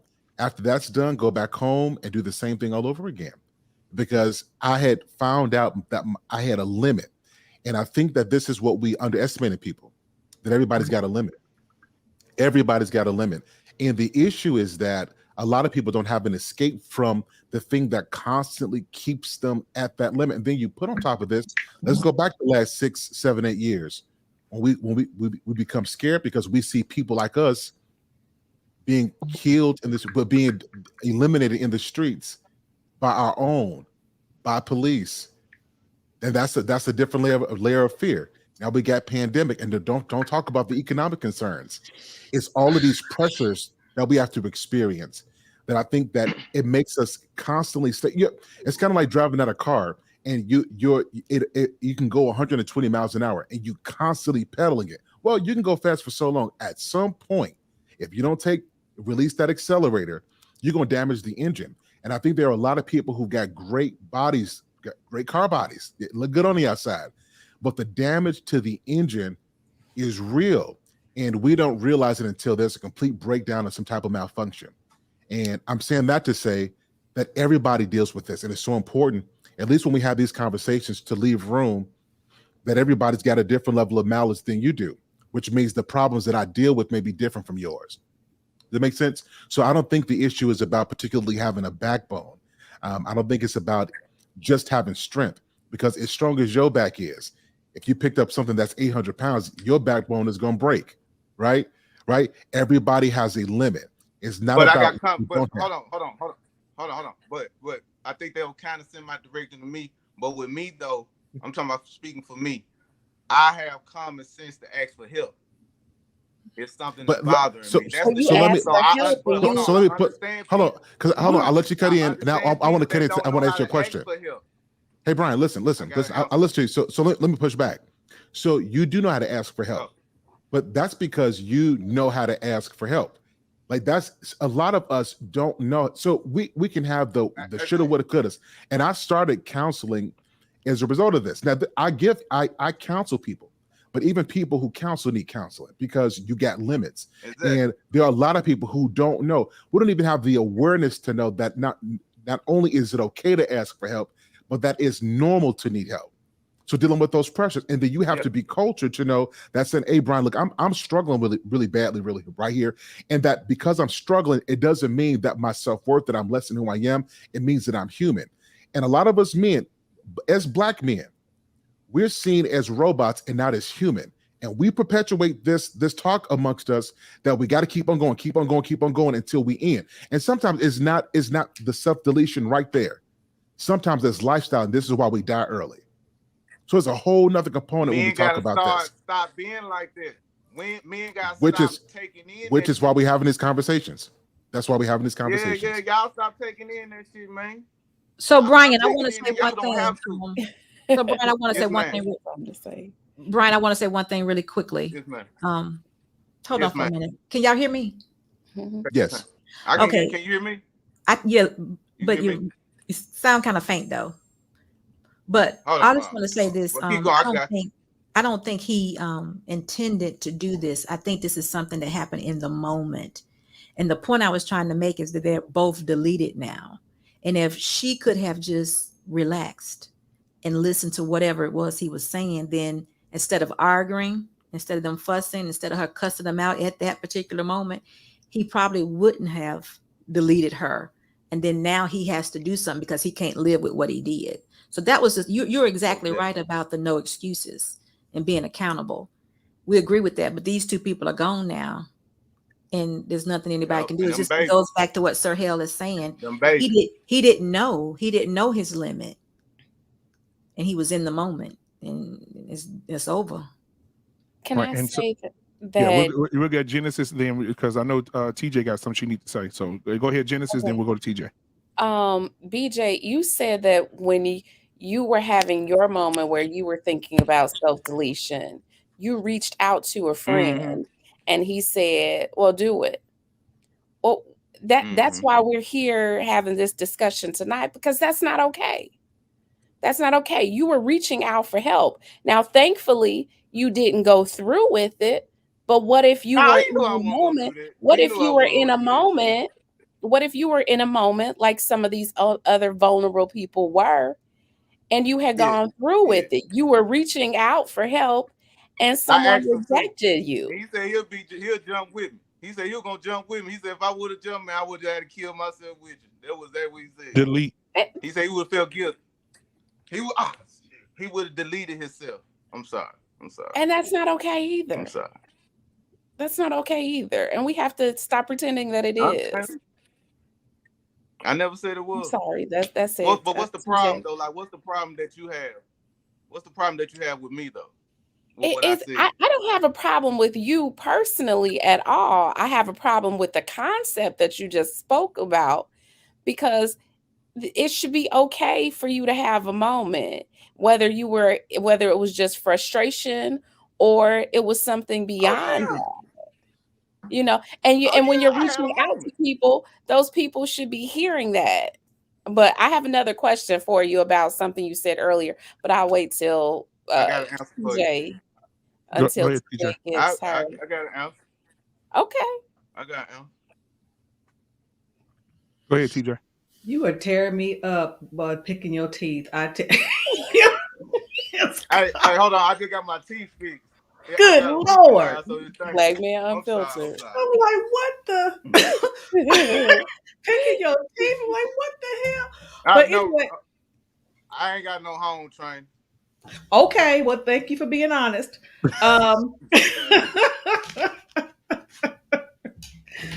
You know what I was gonna say, since we're talking about mental health, I sometimes a person may have a triggering event, and they may have been, I think it goes to what you said, the limits. They may be fine for the majority of their life, and then something happens, and it's a triggering moment that takes them over the edge. In my case, it was the domestic violence situation that took me over the edge. And that started me down a trajectory and this incident happened in 2017. But it started a chain of events that would culminate in me considering taking my life in May 2021. I had changed jobs 8 times in 4 years, trying to get myself back to where I was before this domestic violence. And still it hadn't clicked that maybe I need to get some more help, because I'm thinking that if I go to this different job in a different environment that it'll be better, but then I'd have to take off work and I'd have to take a leave of absence, because it hadn't registered that the only thing that had changed about who I was is the fact that I was abused in 2017. So that was the precipitating event that started me down this road that up until then, my condition had been manageable with medication. But after that, nothing nothing helped. So to that point, I didn't know that I was on the road for something that happened that triggered several years prior. So we don't know what that event could be that could take you over the edge. And again, if a person, when I think about us as a Black community, we don't generally ask for help. And what I mean by that, professional help. Because although I had my diagnosis in 2007, when I was diagnosed, I was able to look back over the course of my life prior, and a lot of the things that I did made sense to me in my youth, in my 20s. And I said, if I would have been diagnosed sooner, some of the things I did in my youth may have been different. But we don't even consider the possibility that there might be a chemical imbalance, or there may be something that we just don't even consider it. So what I knew to do was to pray. But sometimes praying is just not enough. So anybody can be taken over the edge, even when you think, because rationale says, I'm not gonna off anybody. But in that moment, all it takes is a split second, like I said, when that young lady probably going back and forth in her mind, should I do it? Should I not do it? Should I do it? Should I not do it? And then she went and probably think, I shouldn't have done it. It's too late. Same thing with that gentleman. Yeah, we had a guy out here that it's a story out here. Most people in the Bay know he jumped off the bridge and a gust of wind blew him back on there. He didn't jump his ass off again. Yeah. So I think that again, the conversation I think is real healthy for us to have, simply because of the different viewpoints on what it is. Growing up in our community, you had granddaddy telling you, man, look, your feelings don't matter. Go get up, get ready to go to work. you know, um, and now in this new world that we're living in, um, and like Mother said earlier, that we're dealing with it now, where people are going out and they're getting the help. People are sitting down with people and getting the help. But it's real, real bad out here. I know Regina King is really going through right now, knowing that she did everything she could to help her son, and he self-deleted. I know that this young lady, right before, you just start to think, man, what was she thinking right before it happened? Like TJ said earlier, what was going through her mind right before it happened? Is it a course of something that goes through your mind and says, did this really happen? Like, am I really doing this?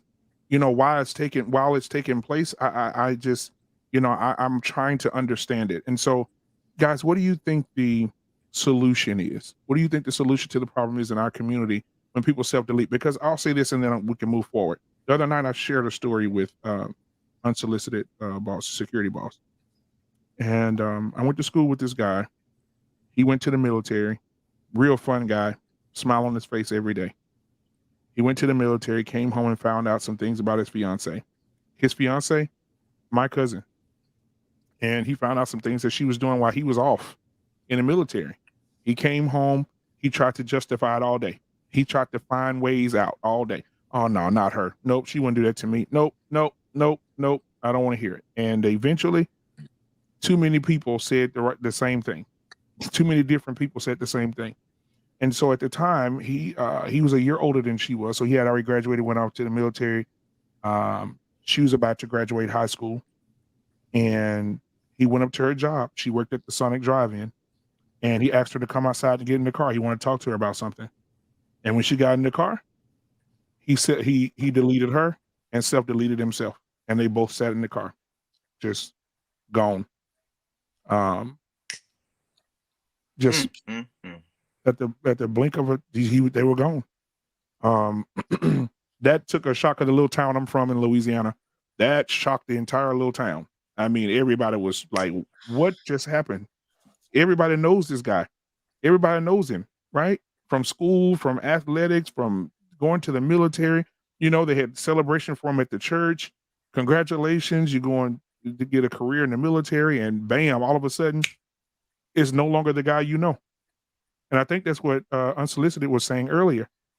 You'll be good all day, every day, but sometimes we get caught in those moments, and those moments are what define those different things that happen.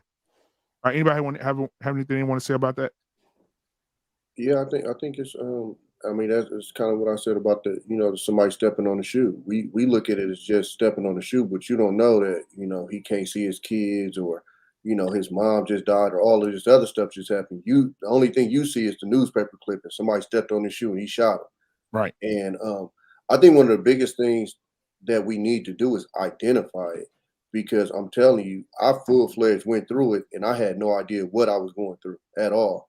And even as a kid, as far as like the PTSD, again, that was military for us. That wasn't no regular stuff growing up. I got 2 younger brothers that seen 3 of their best friends killed in front of them. One of them was killed while one of my little brothers was sleeping on the couch, on the same couch as the dude that got deleted. So I got cousins, that's not even 10 years old that, had a dude deleted right in front of their front door. So it's stuff like that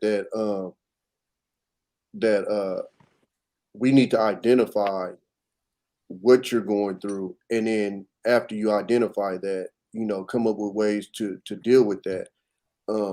It's a lot of why I always had these conversations with people when they talk about how people in the hood act, and I tell when I say this to people and people think that I'm being rude or whatever, but I'm telling people you don't know what you're talking about, is because for the most part, if you're not deep in that, you don't know the stories of a lot of these people. All you see is the actions.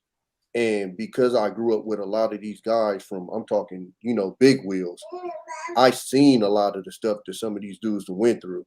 And then I seen that, the resulting actions afterwards. And because of that is why I have a lot of sympathy for, some of the people that's, in that kind of lifestyle, because I've seen from a kid the stuff that they had to deal with. I got a cousin a female cousin, and real shit, she's known how to cook crack since she was 10, like just straight up. Wow. And she is 20, I think 21 right now, and just beat an attempted murder.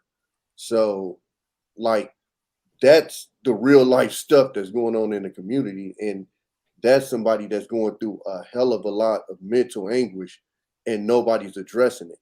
And she's just sent out into the world to just live. Go ahead. But what about the victims though? Like, we always talk about the killers or how we gotta feel sorry for the killers, but we don't never think about the victims. I didn't say you had to feel sorry for the killers. What about the innocent people? But you gotta listen to me. Hold on. You gotta listen to me. Nothing I said was saying feeling sorry. What I said was we need to identify it so we don't have any killers. We know they need to go to jail. They need to No. You're not listening to me, bro. I'm saying we need to identify it so they don't turn into the killer. If you can identify that depression and then come up with a plan to solve that or show them how to work with that, then you don't even have a killer, is what I'm telling you. When you was explaining this, was the people you was talking about, was they in the streets, or they were just regular Joe Blows? Yeah, but when we was riding big wheels, they weren't in the street. You see what I'm saying? So basically, in order for us to identify that these people have to be children, correct? They're gonna have to be children. What I'm saying is, adults in the street, there's nothing we can do for them. Now, if they was regular Joe Blow, I can see what you mean. What I'm saying is, and I preface that with saying, when I was growing up, we thought PTSD was a military thing. But we're not knowing that the stuff that we're watching coming up as kids is giving us PTSD. So if you can identify some of that stuff, then maybe you don't turn into that. Now, some of these people and I'm not going to get into people's business, but some of these people got families that's probably going to lead them down that path anyway. But it's some people that and most people know this, it's certain stuff that you go through that it clicks a switch in your head, and you almost lost after that. And what I'm saying is, if we can identify this stuff before that switch is clicked, then maybe we can save some people from even becoming that. Is what I'm saying. I'm not saying feel sorry for them. Hey, if you're not connected to that person, I don't expect you to feel sorry for them 100%. But what I'm saying is, if we can catch this early and identify the problem and come up with solutions on dealing with it and give them tools to deal with it, then maybe they don't turn into that, is what I'm saying. Gotcha, brother. You don't always see the signs of that. And I'm gonna tell a little of my personal stuff, and I'm gonna share the full story on my YouTube channel. But my ex-husband, in my opinion, he self-deleted. Um, he wanted to delete me. I found out later on, but you don't see the signs. His mother suffered from bipolar schizophrenia.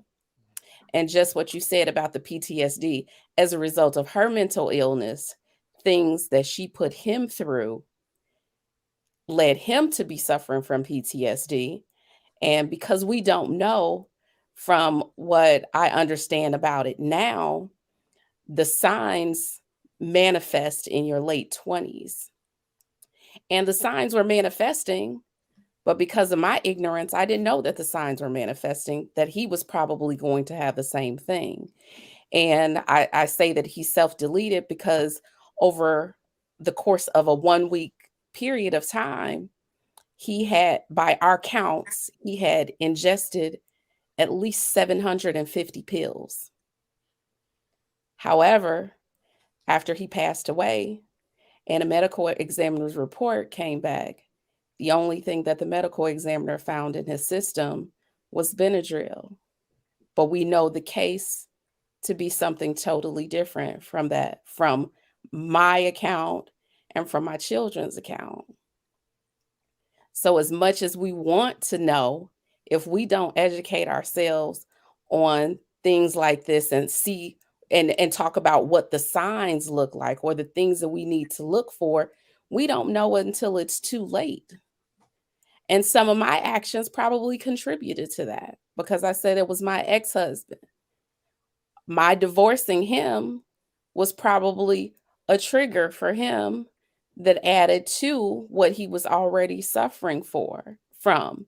And then how do you deal with that? I'm the strong woman. So, after that, I'm dealing with my children's mental health, which is a whole other issue. But then there's the guilt that you have because after you find out what's happening, then you're thinking, okay, was there something I could have done? Was there something I could have said? Then there's guilt about, okay, well, maybe I shouldn't have divorced him. Maybe I should have just stayed, and you don't have the answers. But those are the things that we can't talk about. I can go to a counselor and talk about those. But can I really go into my community or to the people around me and have that conversation in a safe space? You can't. And let me say this. That brings you back to the guy. I think me and Sir Hill talked about this a while back. Maybe he'll remember. The guy that deleted that went. Okay, so his wife. I don't know if you guys remember, but his wife had an affair, and she was a stay-at-home mom. She had an affair in their house. I think it was. I have to go back and read the story, but that's not the point I'm making. He found out about it. Got home, found out about it. I think he saw something in her phone, something. I don't remember how it ended up. But however, he ended up in that moment, zip tying her to a chair, beating her like uncontrollably. She had kids before she got with him. So these were his stepchildren. He went in and got all the children. He broke her jaw, broke her ribs. Went and got all her children, lined all the children up in front of her, and he deleted each one of them in front of her. And then he allowed her to live. And he said, this now, for the rest of your life, you have to deal with how you betrayed our marriage. And he called the police on himself. And the police came and arrested him. And at the court, when they went to court, he stood in front of the judge. He apologized to her. He said that I snapped. And now the lady, she lost her hearing in one side of her in her left ear. I think her jaw is deformed, like her jaw dropped down. a little bit. Where he burned her and threw the boiling water on her face, her skin is deformed a little bit. She's limping. She's on a cane, and this woman's 38 years old. 38 years old. He completely ruined her, took her children, destroyed her, and called the police on himself and said, this is what happens when you betray the marriage, when you married to me and you go out and do things like that to me. And so I think that's what Unsolicited was talking about earlier, where you have to be, that man just snapped in the moment. That was a moment thing. You know, most men will walk away. Go ahead, Can I sir. push back on that a little bit? Yeah, go ahead. That's now listen, I'm not licensed, so this is just me talking. That sounds like it's something deeper. Yeah. That's something deeper. Like there's gotta be a way you handle and deal with certain things. But there's one thing to snap, but when you methodically go do something, when you go and you methodically do something like that to inflict hurt, that's dang near maniacal. So there's a way deeper issue going on there. And so I'm saying this because I don't want anybody to think that ain't nobody justifying this. That to me, jail. Straight up, that's just jail. There's no question about that. That's what he had now. but this speaks to, we got to really know who the people we get into these relationships with, because you really don't know until something like this happens. And from what I heard, just that situation, that's a different level of mania to want to inflict that kind of damage, and then to hurt some innocent children. That's a different level of something. Yeah, that's a different level. Yeah. If I may also, to that point, we do have to know the people that we're getting involved with, and I think it comes. In order to do that, we have to know ourselves, and we have to know if we are suffering from something, if we are, absolutely, if we have a diagnosis. And I tell you, knowing that I did have a condition when I got with my husband, and we knew that we were getting serious, and I told him, this, because I felt like he had a right to decide if he wanted to deal with it. So I didn't want him to, and it's, I laugh at it now, but, he says that, he appreciated my honesty, of course, but he said he thinks that some of the other women that he dated before me may have had some conditions, but weren't diagnosed. But, but because I wanted to understand myself, and I credit the military, because I was diagnosed as I was getting ready to get out of the military. But again, once I was diagnosed and I started looking back over my behavior, I'm like, in my late 20s, I'm like, well, maybe I had it all along. But again, when we are vetting or getting to know people, it helps if you know yourself. Yeah, I don't think a lot of people are going to be honest about that, though. That's a problem. But I want to add something to that. Do you, Sir Hill feels like that's deeper? I'm almost seeing ego and pride in that behavior. That wrapped in with some mental illness would definitely cause a person to act that way. Absolutely.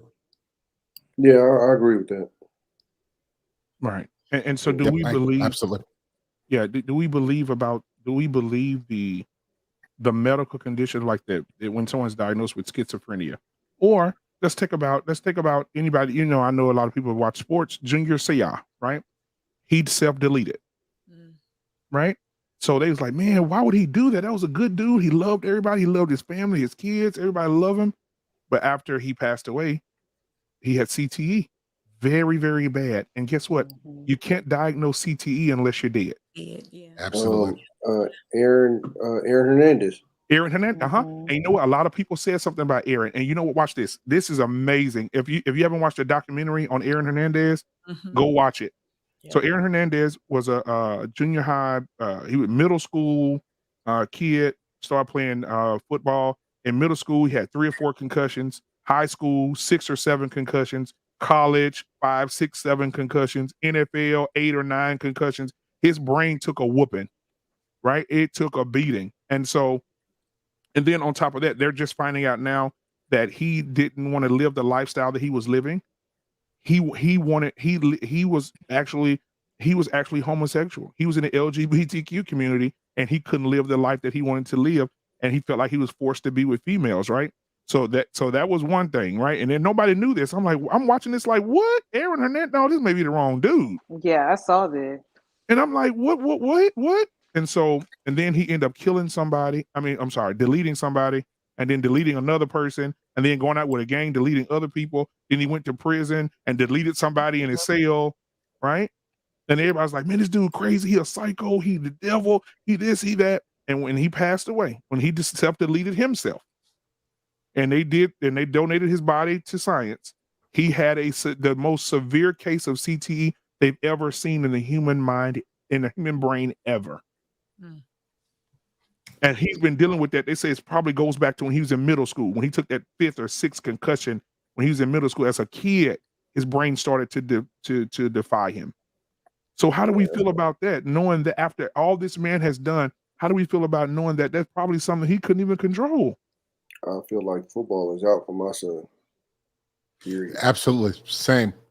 That's out. I mean, but you know something, black man, and this may be off but its own.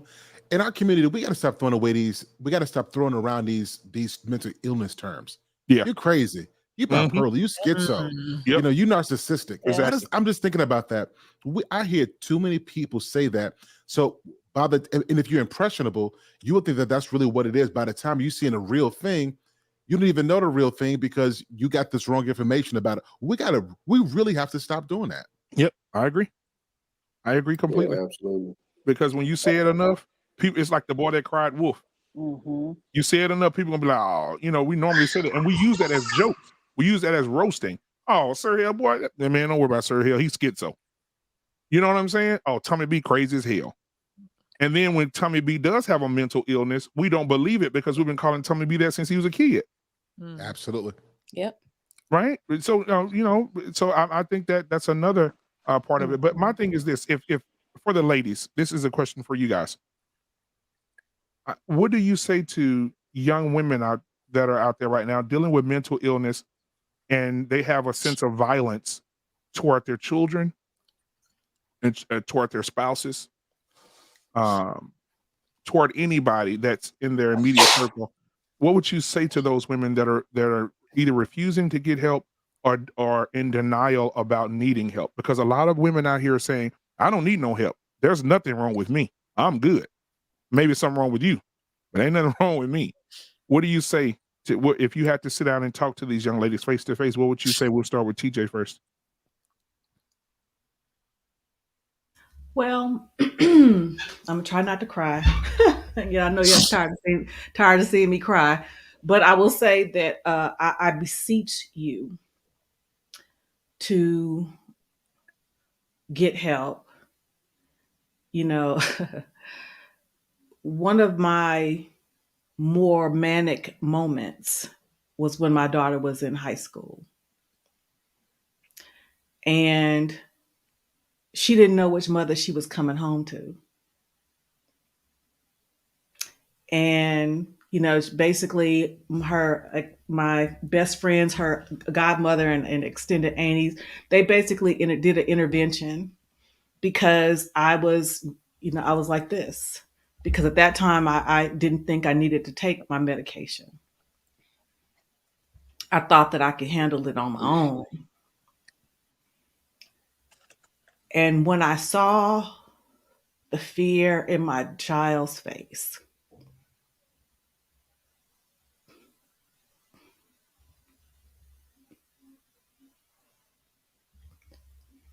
I said I would never not take it again. I would always take it.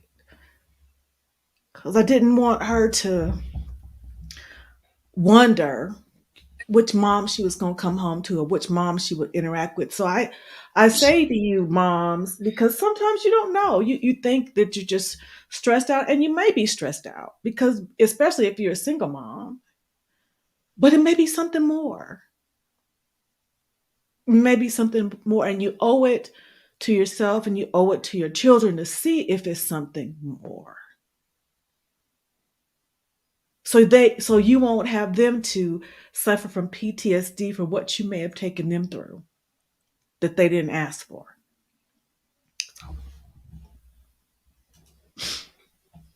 That's all I got. Wow. Thank you, TJ. I appreciate you sharing that with us. 2 Cents Uncensored. Hey to you. Guys, if you're watching right now and you just came in, I have a goal on YouTube to get my numbers up so we can continue to have this platform continue to grow. And so if you would, I'm trying to get 600 subscribers tonight. I'm at 540. I have 22 people watching right now. I need you 22. If you're not subscribed, I need you guys to hit that subscribe button, hit the like button. If you are subscribed, hit the like button for the algorithms. Get into the comments and be a part of the conversation tonight, because this is a conversation that's needed in our community. So please, please, please support Black media tonight. I appreciate it. But 2 Cents Uncensored said something here. Aaron's behaviors were so much more disturbing because he turned it on and off with conflicts with his mental diagnosis. Watch this. She is absolutely correct. Aaron, he would be normal, walking around normal, right? But the CTE had him so bad that when he get in conflict, it would trigger the brain to go into violence immediately. Right? So it was like two different people you're dealing. So you'll be like, hey, what's up? What's up, Aaron? He'd be like, what's up, man? What's going on? Even when he played football, Tom Brady would throw him a touchdown, they cheering or whatever. But if you piss him off, you could be deleted immediately. He had zero talk. I mean, it just came on immediately. And that's why when they did that, when they tested his brain, they said the worst case of CTE ever found in a human's brain. He had it. And the doctors don't even know how he could walk around with that. They don't know. And even as a kid, because 2 Cents was saying earlier, as a kid, when he was in middle school, he was deleting animals. Squirrels, rabbits, puppies, when he was a kid. And those were the signs right there, like, oh, whoa, wait, whoa.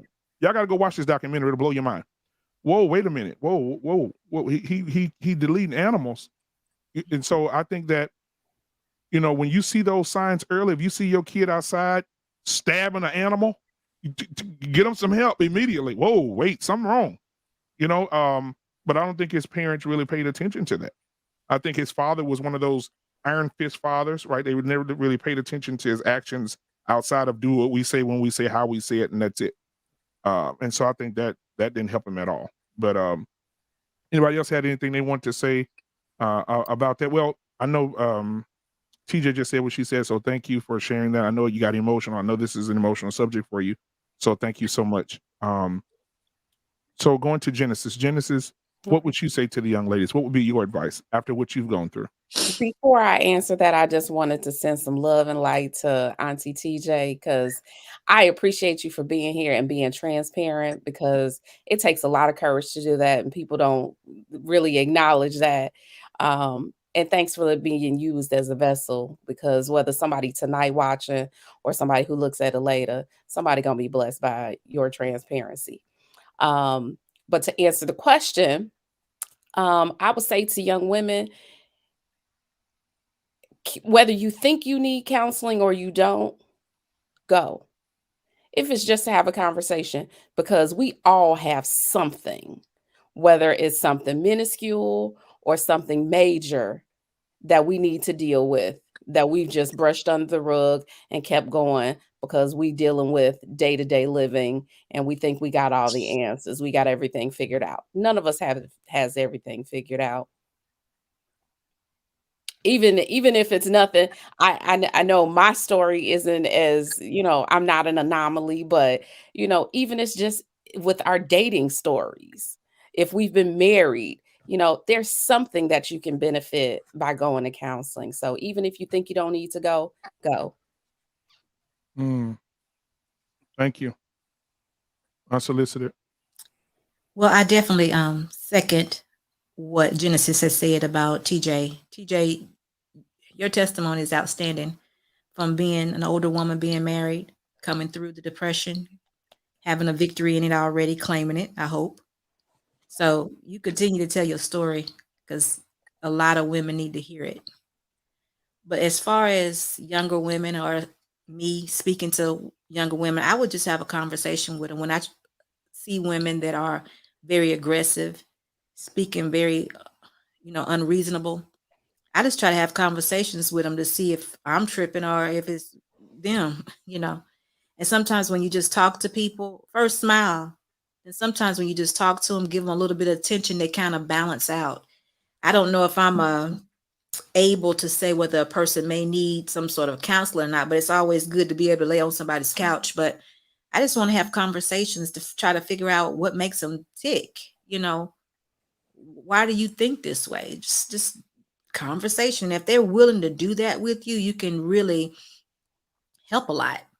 You know, I like to just talk to people to find out what's going on in your head, what happened, you know. And if usually women, if they have somebody that will listen, they'll talk.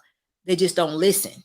So if you can identify somebody that is willing to talk to you and you're willing to listen to them, I think that would be my first step. And far as what I would tell them, it would be solely based on what they're telling me. You know, or what if I would suggest? I don't know if I would suggest anything, but can we talk some more? Can I call you tomorrow? You want to talk some more? You know, just to get a feel about what it is that they may need. Sometimes it's just hear me. Thank you, Mother. Mother, I'm you there? sorry. I'm here. I was trying to get Okay. unmuted. Yeah, kind of piggybacking off of what all the other ladies said, and let me third that. You know, want to praise and acknowledge Auntie TJ because your testimony, like, it's just amazing. And even with some of the things I'm going through, it's so refreshing to hear somebody, you know, have overcome those things. And even when it got to, you know, like the peak, and you came back from it, and you're here telling your story. So I appreciate that and admire you for that, and salute to you, sister. But yeah, piggybacking off of like what the other lady said, I would, you know, encourage them to get help, and I would, you know, acknowledge a lot of us saw that stuff growing up. I know I did, and that made me like really think it was okay.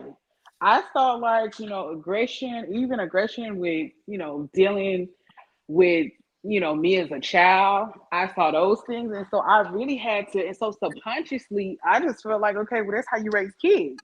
Like, you know, you be aggressive with them, you cuss them out, you know, you do all that, and that's how you make them, you know, do what you say. And I thought that was normal. And even like being aggressive towards men and like all those types, like I just thought it was normal because that's what I grew up seeing. And so I, you know, kind of try to impart some of those things, kind of, you know, help them to figure out maybe where some of those things come from. And I'm a big proponent of therapy. I feel like childhood and a lot of the things that we go through in childhood really help to shape like who we become as adults. And so I think that's really important for, you know, a lot of us and a lot of, especially as Black women, to unpack a lot of those things. And the other piece of that too, I think, is this stigma put on us like by society that we have to be the strong Black woman and we have to be able to do all. And I think that's what ended up triggering, like I said, I have some hereditary things, but I think that's what ended up triggering mine to coming out to the point that they did, because I felt like I had to be, it was just so much pressure on me. And I felt like I had to be the strong Black woman. I felt like, okay, you working full time, you got 5 kids, you know, you need to do all of these things. And if you seek help for it, you know, you're not strong. And I think, you know, a lot of our, you know, mothers and grandmothers were probably suffering in silence. And I hate sometimes, you know, when it's typically men bring up, oh, my mama did this and my grandma did everything. You know, she worked 2 jobs and she raised 15 kids and this, that, and the third. And, you know, that's fine and well, but your grandma might have been suffering in silence. That's a lot. I'm tired of being strong. My back hurt. I don't want to be, you know, I don't want to have to be strong all the time. And so I think just, you know, kind of taking a step back and realizing that we don't have to do all. I would drive myself crazy. And I think it's part of my anxiety of wanting to have the house clean all the time. And, you know, we have 5 young kids. And so I'm running like pretty much chasing my tail and trying to work full time, 60 hours a week. It was just too much. And it got to a point where I just couldn't handle it. And my husband, you know, thankfully was very supportive. He's very solid. And he was, you know, offering like, oh, we can get a housekeeper, whatever the case is. But in my mind, I felt like no, because I had seen growing up, my mom did everything. I felt, you know, like that was a sign of weakness or something. You know, if I had to get a housekeeper or somebody to help me with the house, or if I needed somebody to help me with the kids or any of those things, to me, like subconsciously, it felt like it was a sign of weakness. And so, through therapy and all those things, I figured out that I don't have to be, this strong Black woman.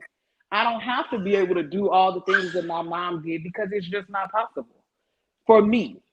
And I think that goes back to, kind of how, Sir Hell mentioned, a lot of people on the platform mentioned, everybody can't handle the same things. And so just because, and we're in a totally different society too. So just because my mom or my grandma was able to do all those things, I don't know their story. And, if they were suffering in silence after. So I think we just have to be cognizant of all those things. And so I would really try to impart my experience to young ladies. And I see a lot of them now just angry, aggressive. And I've shared this, I'm transparent. On Saturdays, I talk about it. My real toxicity and my toxic trait was everybody had me fucked up. Like it was, if anything, if you did anything, like I was going off, but it was because of like the internal things, and I was a big part of the cuff crew. I would cut you off with the quickness, like family, whoever, it didn't matter. But it was because of things that I had happened, childhood traumas. It was because of the anxieties I had and all the pressures I had in my own life. And so I would impart some of those things, like, okay, sis, you're aggressive and you're angry. Like I've been where you are before, and I know how that feels. And it's easy to, put on this persona of, I'm that bitch, and act like you big and bad. But at the end of the day, we all need people. We're human. It's human nature. We all long for relationships, to be loved and to be respected. And so I think, if people, especially women in general, if we're honest with ourselves and just really take a step back and take some of that pride out of scenarios and humble ourselves a bit, I think we could really get to the core of what some of those triggers are, and make room for having a sisterhood with other women. And especially, and I keep pointing to Black women because unfortunately we are like. You went out, Yeah. mother. But even while she's out, even when it comes to, are you back, mother? Yeah, I'm back. Okay, you I went was out, just sugar. Go wrapping. ahead. I was just wrapping up and saying, I keep saying, but it's unfortunate that we as Black women are like the hardest on each other. We are so hard on each other, and it's hard to find, Black women that are willing to support each other. And, we've talked about it on this platform before, it's difficult. And so that's one thing, I would like to see when we're talking about like solution based, because I think it's so important. It's important for men and women, but to speak it from a woman's perspective, it's really important, like to have your tribe and to have, women around you that are going to hold you accountable, and that if you have an issues, you can, call them and kind of bounce things off of when those anxieties and those pressures kind of start to get to you. And I feel like my life has, been done a complete 180. I think part of that was me finding my tribe and, having women that I can call, and talk about marriage things with, and talk about, okay, I'm having a lot of pressure this week between the kids and between work. And, I have them as a sounding board and they say, like, sis, you got this, like, make sure you're doing your self-care. Make sure you take care of yourself first. You're not good to anybody else, unless you, take care of yourself. So just kind of being able to get that encouragement. And so I think it's very important, to have a tribe, and even for men too. I hear it being preached about women all the time, but it's important for men to have a tribe too, and to have people that can be a soft landing place for you, when you're having those hard times, or sometimes we just need people to listen. So I think it's important, for men and women to have strong tribes and to have people around you, that can, because we all need a soft landing place sometimes that you can rely on, and that, when you get to those moments, you can call them, and they're not gonna tell you just jump. Is Brian there? I'm messing with Brian. Yeah, I got different. Yeah. We grew up a little different, man. We a little different over here, baby. I know. I'm just messing with. I'm just messing with you. So baby, see, now I'm having flashbacks now. I'm thinking about doing it again. Oh man, don't do that. Listen, Nah, so I ain't gonna do it. So my question to the fellas would be this. Earlier, where K Soul said something so profound that men are not vulnerable at all with nobody. I remember a few weeks back, I think Tommy B, you were part of that that live that we were on that platform that night when all the men were saying, "Don't be vulnerable to your Oh yeah, wife. yeah. And I Don't tell they them full of nothing." shit. Yeah. Yeah. Tommy B called it out. Don't be vulnerable with your wife. Don't tell her what you're going through. All she doing is loading it up and getting ready to use it against you. If you're going through something, just deal with it. Get a backbone. They basically had Brian's Brian's Bible. Get a backbone. Well, Don't tell your wife nothing. Don't. Nah, And so hold what do on. we Hold tell? on. well, Whoa. no, Listen. black Nah, man. that's the Hold woman on, you Brian. Let me choose. explain it, Brian. Yeah, They but they get some they context. more was saying that they felt that your woman would use it against you Yeah. if she got mad at you. And Mhm. my explanation to them was, if you're with a woman that will possibly do that, you need to leave. Fact. And in their opinion, and this is going to a whole nother topic, but this is why I kind of snapped on the dude, because they was like, no, that's in the woman's nature. And I'm like, y'all out of y'all fucking mind. If you think every woman on earth would use your deepest, darkest secrets against you, like, you just don't know what you're talking about. Exactly. And so yeah, that kind of went a whole nother way with that. It was more towards telling your woman and trusting your woman with that than it was just not dealing with it. Yeah, Right. you know, But certain things you just ain't some gonna tell pushback on that nobody. You know thought. what I mean? Go Because ahead, sir. everybody ain't honest with everybody. You know what I mean? Certain things you ain't gonna touch, but it's nothing wrong with being open with a woman. I don't see nothing wrong with it. You know, you should open up It's to a just a woman because you security get issue, what you dog. want up out of her, man. You get what you want It's up out of her when you open up to her. You get the it's like you money. said, Brian. Like, I can open up to anybody because I ain't insecure about none of my shit. Yeah, And that's I all it stand on it. is if you insecure about it, then it can be used against you. Yeah, But just if you don't ain't tell I insecure shitted about on myself at the club or something. Don't tell on me like that, man. Don't do me like that, baby. But if So a Don't if tell a that to woman me. is doing that, that's toxic, and that's coming from experience. Because I Yeah, no, used I to do deal absolutely, with that, women like that's why I that. and told them Yeah, they yeah. need to I leave. would If purposely do it, and Mm-mm. it was super No. toxic. I would do it to my husband. So if she doing that, Fellas. it's a toxic trait. Fellas, your spirit attract who you are, fellas. Stop tracking these But old let's women get some like that, pushback, man. guys. yeah, God go ahead, damn. sir. When a person says every woman, every is relative to their experience. Mhm. And the truth is, in our community, it's happened enough, not all the time, but it's happened enough for it to be common. And that's why I appreciate, like, Genesis. Now, me and Genesis talk offline, and we didn't have long conversations about this thing. Auntie TJ, me hearing you. Unsolicited security boss, me hearing you. Yep. I just Same. be Yeah. sitting up here like, I'm like, is she just saying this for you too? Honestly, when I first, I'm like, this is just for you too. And then you keep on saying it, and I'm like, Mhm. wow. And you don't realize what you've done. Even mother, hearing you, what you talk about as well, being honest about that. You are changing the mindsets about this. So, like, we talk about the Dr. Kings and the Malcolm X's and these people who aspire to be great men and leaders and stuff. A lot of them had dope women that they could talk to about the pressures of life. Somebody they can lay their head in their bosom and find some peace from a cold world. Look, we can't underestimate the power of having a dope woman that you can talk to. Mhm. And that's why I appreciate hearing you talk about that, because I think that there's some healing, and I think that there's some safety found in being able to talk about to a woman and she can hear your issues. Now, listen, I don't want to go biblical on you, but I'm going to throw a little scripture on there for you. In Proverbs 31, it talks about, and in her does his heart safely trust, right? That she's not going to do anything to hurt him. And I think that we got to get back to that. We've created a culture to where men do feel like if I open up and I express something that's going to be weaponized. But I think we've got some women on this panel who are, if we're going to make this a weapon, it ain't going to be a weapon against you. It's going to be a weapon for us that we use against anything that comes to mess up what we got going on.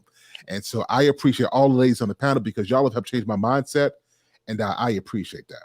That's my spill on that part. So, Sir Hill, while you're still in that mode, go ahead and what would you say to a young man that has problems with sharing, being vulnerable, dealing with a whole life full of hurt, and dealing with those things that have happened to him in his past, and he's refusing? Listen, I'm not doing it.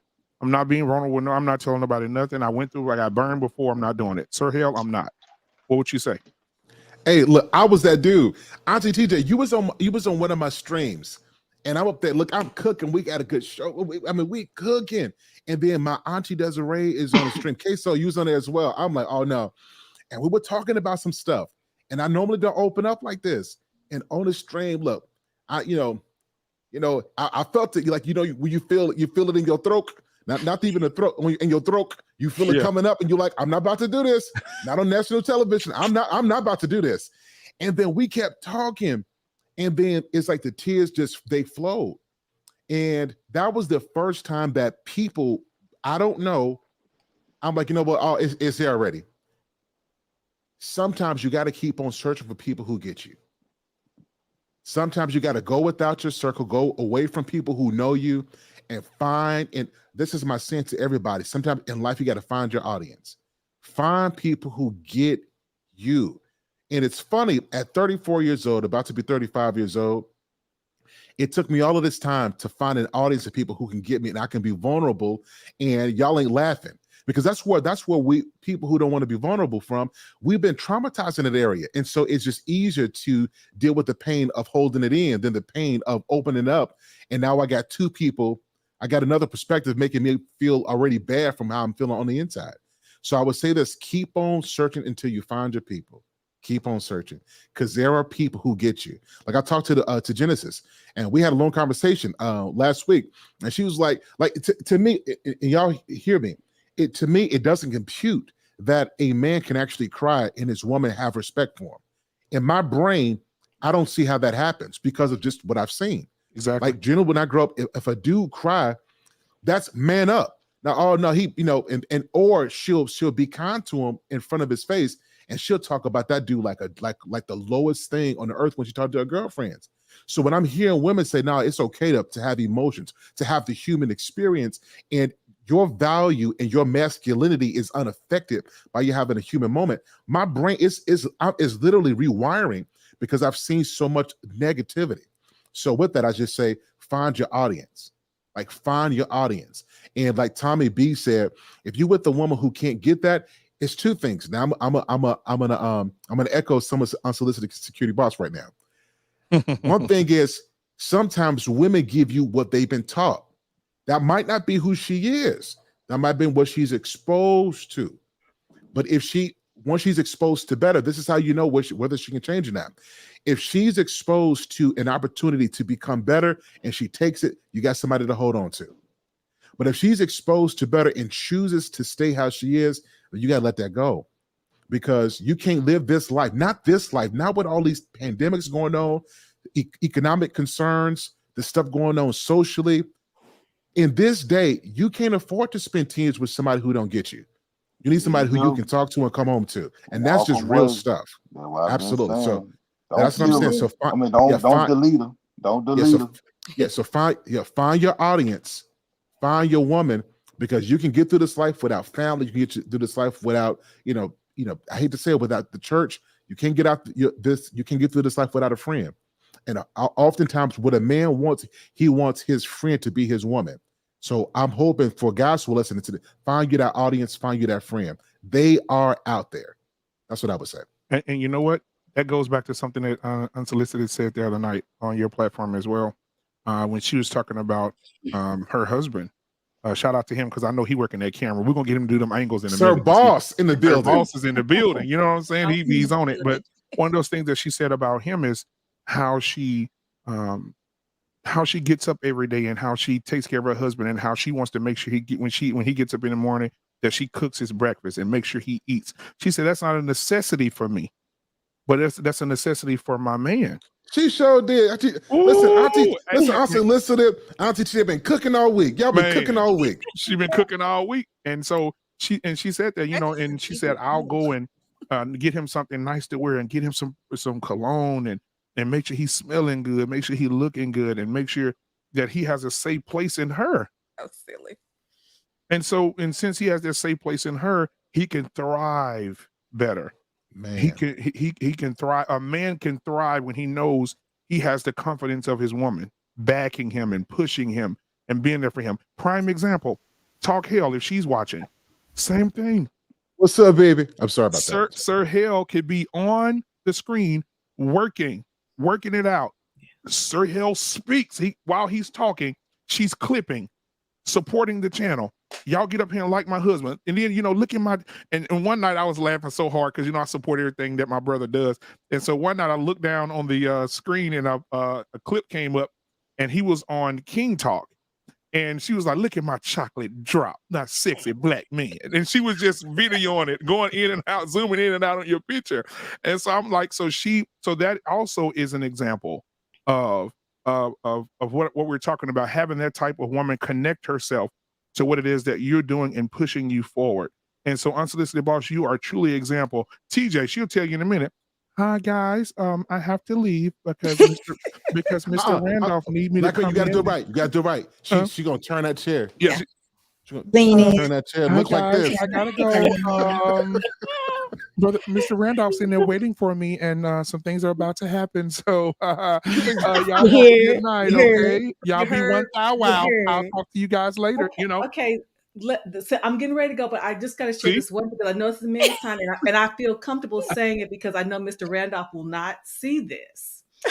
But his birthday is on Valentine's Day. Oh. So he's my everyday Valentine, and your auntie got something planned for my baby. It's a surprise, and I can tell because he won't see this.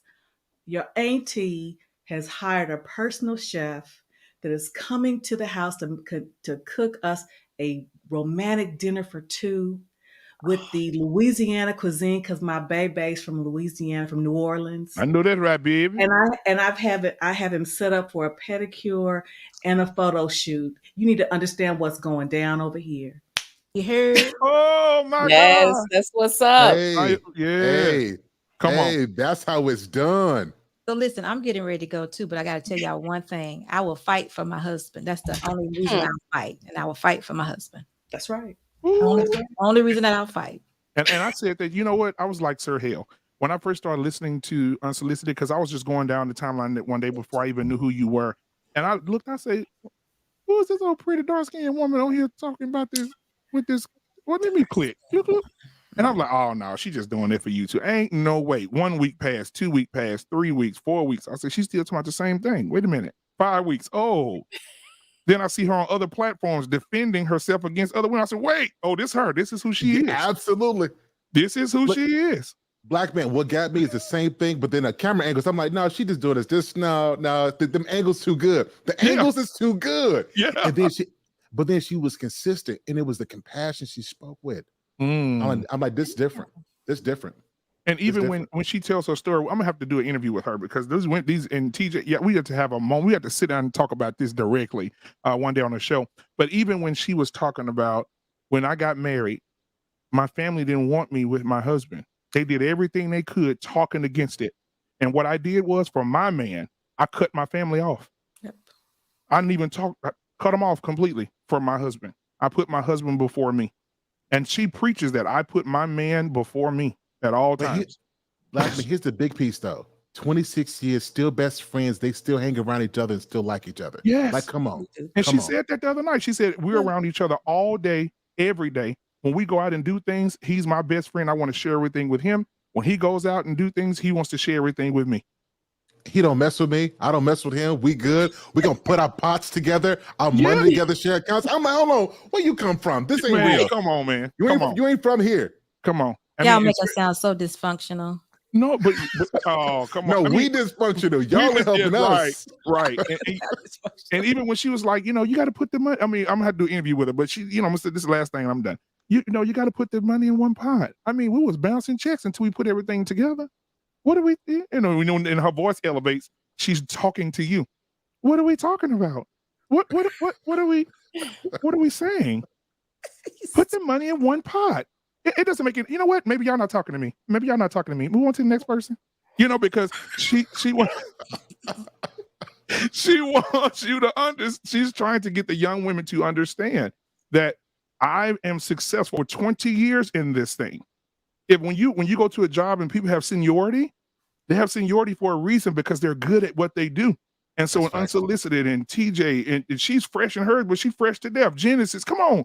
And you have these women that's telling you, I got this experience, over 2 decades of experience, and you still resisting that experience, you're not trying to do nothing with your life. Absolutely.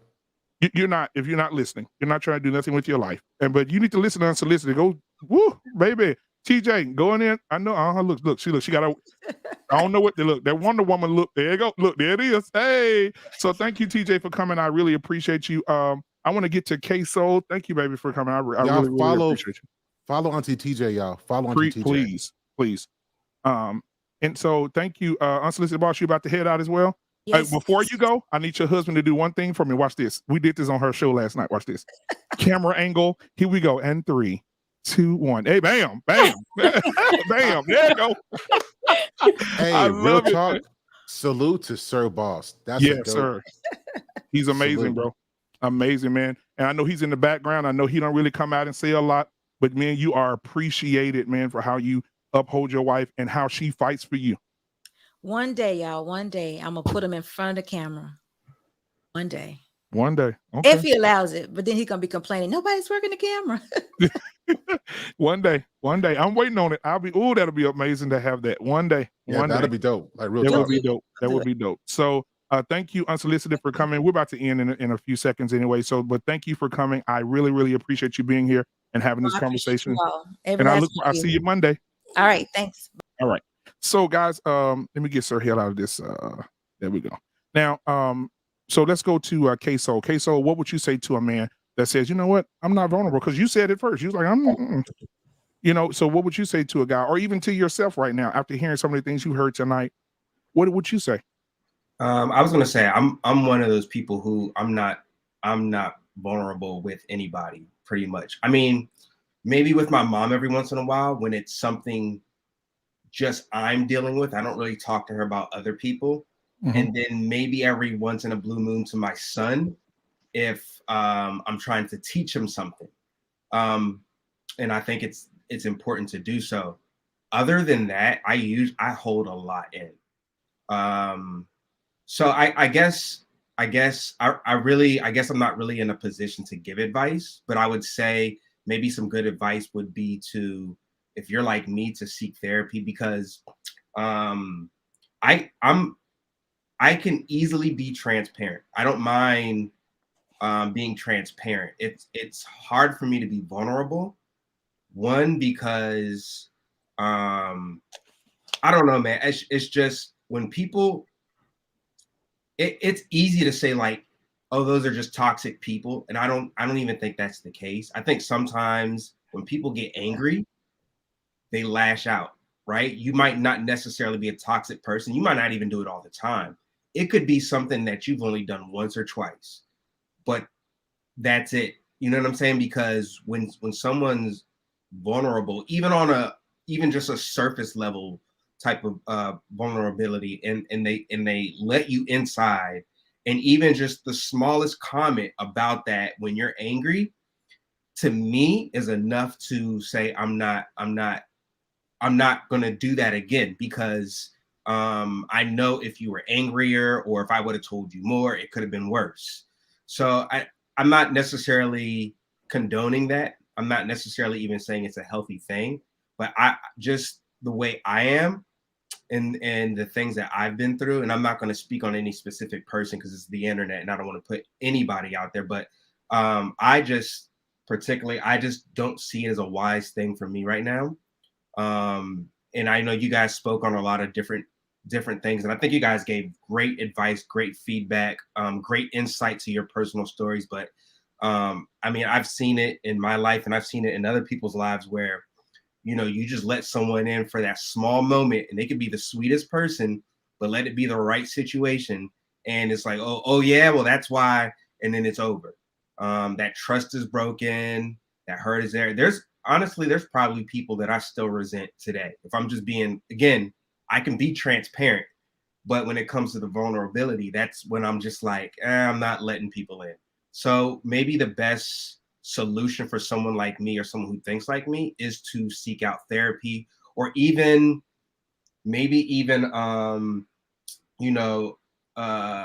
a third party person that you trust, like a pastor or something like that. So I don't know. That's just, I don't want to be too pessimistic about it, but that's just how I feel. So getting to Tommy B. What is your mindset on that, brother?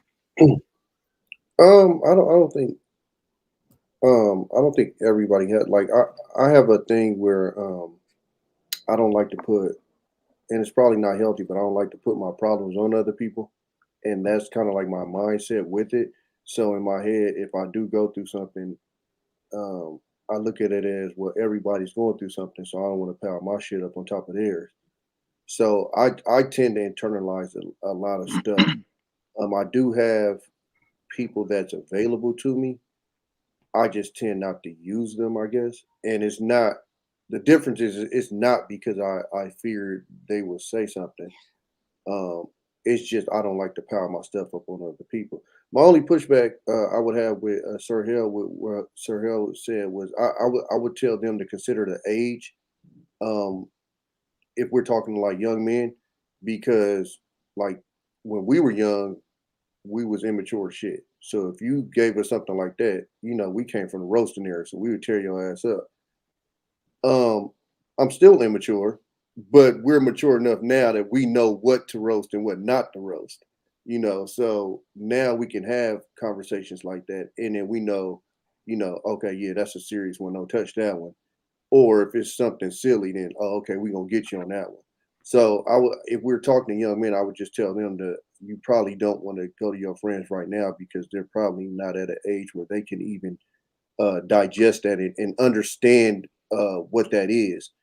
Um, because I think if and it's not shitting on your advice, but I'm saying if they take it like that, then they will look at a lot of their friends as like not real friends because of their reaction to it. And I don't think it's that. I think it's they just immature. They don't that's how young men usually deal with stuff like that. You clown them about it and stuff like that.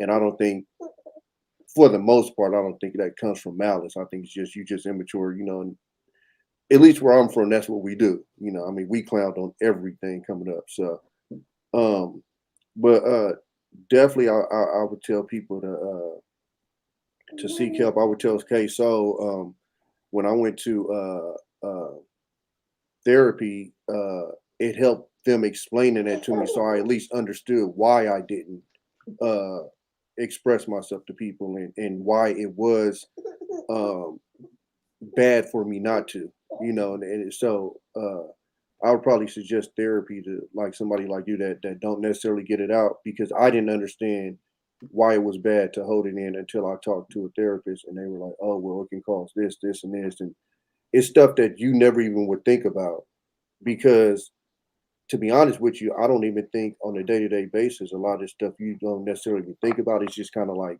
you take it, packages, just throw it back there, and it just sits back there. I give you a perfect example. Like I ended up going to a cousin of mine's funeral, and where she's buried at, I probably had like 5 or 6 childhood friends that my daughter.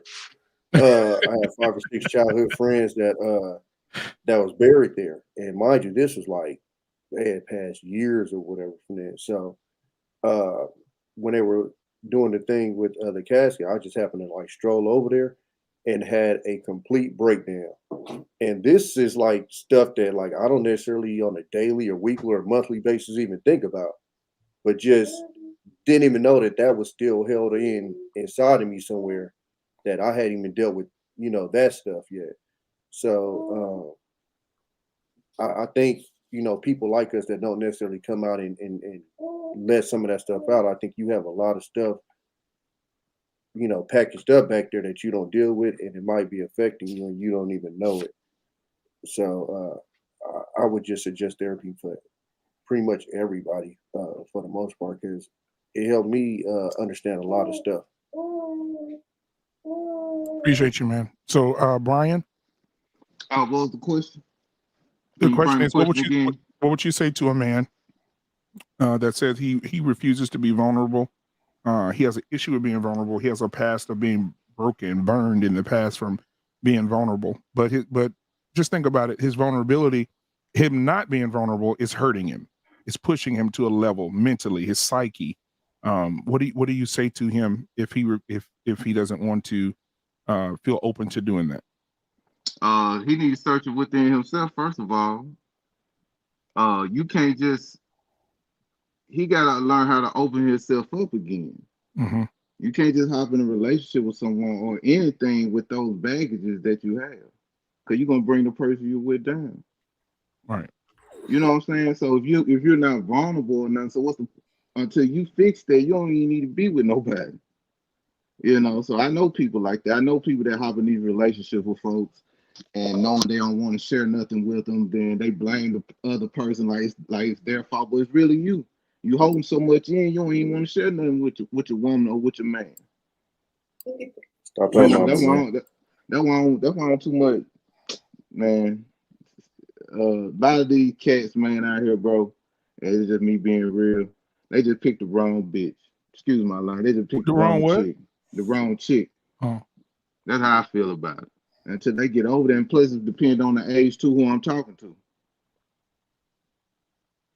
Yeah, and so and I think you know, just to piggyback on what you said, Brian, I think that we should also recognize the people that have made it through with people like that. What you And mean? Can you explain? yeah, let me get into that. So let's take people that were broke at one time. So let's take Samuel L. Jackson and his wife that were broke. Samuel L. Jackson got his first job on believe it or not, Coming to America. Okay. Him and Cuba Gooding Jr. That was their first roles. Cuba Gooding Jr. Don't nobody even remember him being in the barber's chair. But that was his first gig as an actor. But Samuel L. Jackson, have you ever seen Jungle Fever? Vaguely. The scene where Samuel L. Jackson was in the kitchen telling my mama, he was dancing like he was high. Go watch the documentary. Go watch the Spike Lee documentary. Samuel L. Jackson say he was not acting. He was high on crack during that scene. And he said that Spike Lee took him to the trailer. They put the old clothes on him. They let him be high and let him do that scene naturally high. That he was high on cocaine, crack cocaine during that scene for real. Who was that? Samuel L. Jackson. Oh, wow. In Jungle Fever, he was high. He said several times he thought that Spike Lee was going to fire him. Several times he'd be passed out in his trailer because he'd be so high off crack cocaine. And he said, so instead of firing him, Spike Lee used it. But right after that, Spike Lee put him in rehab. And he continued. So his wife stayed right there by his side. He said he made probably, $5,000 doing that scene, being the crackhead, the son of the in that movie. And he said after that, his wife stuck with him. She was with him every day. He said he would go and sell their stuff. They sell their TVs, steal out of her purse when she was working. He wasn't working because he was high on crack. Because he had, I think, years of addiction. He said years of addiction, crackhead out this world. And so when he got through, his little mental thing or whatever, he suffered from mental illness as well. He was on crack, and his wife stuck by his side. Now that he's working, his wife is an actress as well. Now that he's working and doing all these movies, they say, Samuel L. Jackson, why are you taking all these B movies? You a top man, you the top actor almost in the country. You and Denzel. He said, man, I'm taking every movie they offer me. He said, because every time I take a movie, whether it's a good movie or a bad movie, I'm going to take it because that money and what I'm earning has to go to my wife and my daughter, because they were the ones picking me up off the floor when my daughter was 8 years old, seeing her daddy throwing up, had to be in the tub, cold water on me, cold showers. I'm puking all over my daughter at her birthday.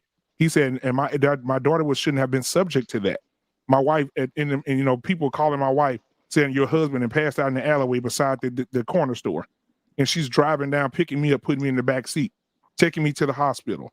He said, so she never has to do another thing in her life because of how she supported me. She should have left me, but she stuck with me. And for that reason, I'm taking every job I can because she deserves to have everything. Ain't no way in hell I'm going to stay with a dope fiend woman. I ain't going to lie to you. I ain't finna stick it out with no dope fiend woman. Right. That's why I said we have to celebrate those people because it's real hard. life. Yeah. It's hard, man. Them, she rich though. For her to do that was hard. I mean, what do you think, Genesis? I saw your face. That's hard. That was hard for her. Yeah, that's hard. I don't know that I'd have the strength. Ain't that much love in the world. Throwing up on my daughter? I'll share. You throwing up on my daughter? Yeah. That's something, man. Ain't no way. Yeah, that's wild. Yeah, man. So and that's and that's what I'm saying. Just imagine Was her. she on? Was she on the Booger Sugar too? Was she on it? Who the wife? Yeah, she had to be on something too, man. No. She said she wasn't. She said that he he ended up going to a Hollywood party or something, or he did a stage play or something, and afterwards they were doing it at the party, and so Sam said, "Oh yeah, let me try that," and he did it with him and got hooked immediately. From there he was a crackhead for years. Well, them crackheads do a lot of things, bro. Years, and substance abuse. Ain't no telling what he was doing, bro. Man. Him and DMX, bro. And you know what? I don't want to say this because I don't want to justify it, but substance abuse leads to mental illness as well. It can lead to breakdown of the brain as well. And if you go back and watch Casey and JoJo documentary, Casey and JoJo said every song they did in the 90s, they were high and drunk. That makes sense. Everything that they wrote, all their good music, he said, we can't do it sober. He said we would have trash music if we had to do it sober. Oh, they wrote it. Everything. They wrote their music. He said we were high on. He said we were smoking weed. We were snorting cocaine. He said everything that you seen came from drunk and high men. Wow. Period. From Jodeci to me and my brother veering off doing our own thing. And so they had a this thing. They had a TV show where they had AJ Johnson, the one that played Baby Boy's mama. Whatever, AJ Johnson, the fitness guru now, they had her bring 2 caskets in and say, listen, this is where because the doctor told Casey, you keep drinking, you dead. And so you have a drinking problem. Your kidneys are failing.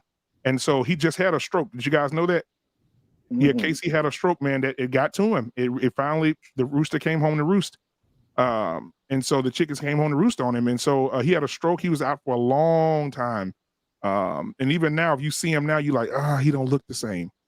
So, it ended up, so she put 2 caskets out there and she said, this is what's going to happen to you and your brother. Because both of them were just, dope, man. Dope game, drinking game. They was every day, all day. Get up in the morning, 7 o'clock in the morning, they got to have a shot. They got to have a glass of brown or clear every day. That's how they Blake, man, you know something I always think about, man? Yes, that. I look at people like DMX. Someone made a good point about this. Earlier, I saw that too.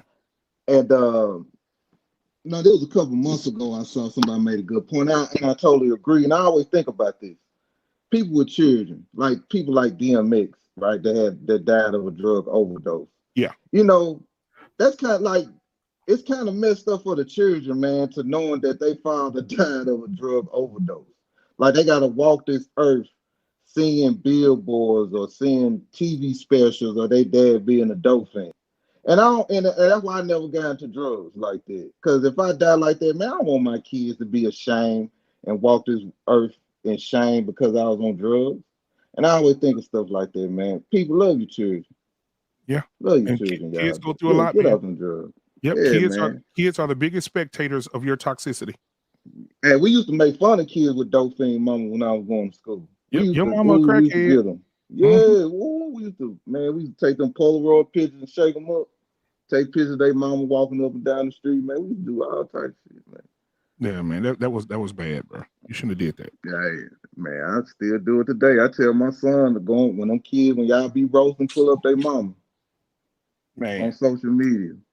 Ooh, I wish I had social media when I was coming up, boy. With these mamas now, boy, I have me so many jokes on. Yep, I get the whole teasing and all of it, but they're really self-medicating. And most of us self-medicate too, whether we self-medicate with alcohol, if we have to have a glass of wine every day, or we self-medicating with food, or if we're self-medicating with food. We all have issues. None of us are better than the next. Oh, I'm better than a crackhead. I'm sorry. You better than a crackhead, but BJ, you're not perfect. You got something going on too. But what about functioning? You probably benefit from counseling just like the rest of us can. Right. But you know what, Brian? There are some functioning crackheads out here that are amazing.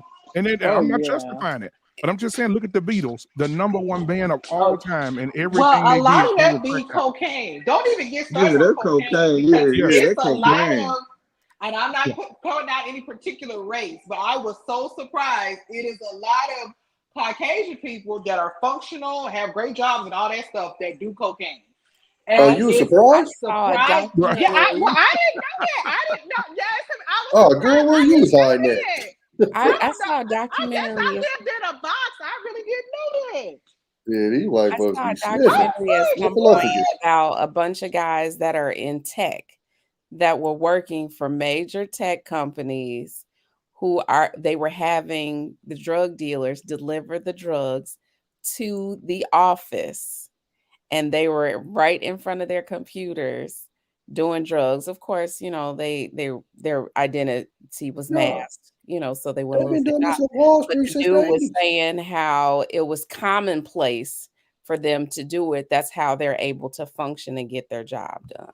They've been I'm high on talking Wall about the Street since funky the 80s. crackhead.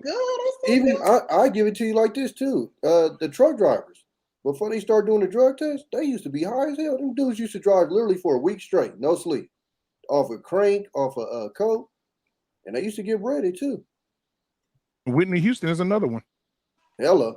Oh, make me cry. But she High as didn't hell. function High well as though. hell. High. We saw High. that dwindle. High. And everybody thought Bobby Brown made her get the Nah, she Bobby said, when I got with Whitney, I was smoking a little weed here and there. He said, when I got with Whitney, baby, she introduced me to powder, crack. She turned him out. Turned him Yeah, out. her brother came out and said her brother was the one Why? that introduced her to it. Yeah.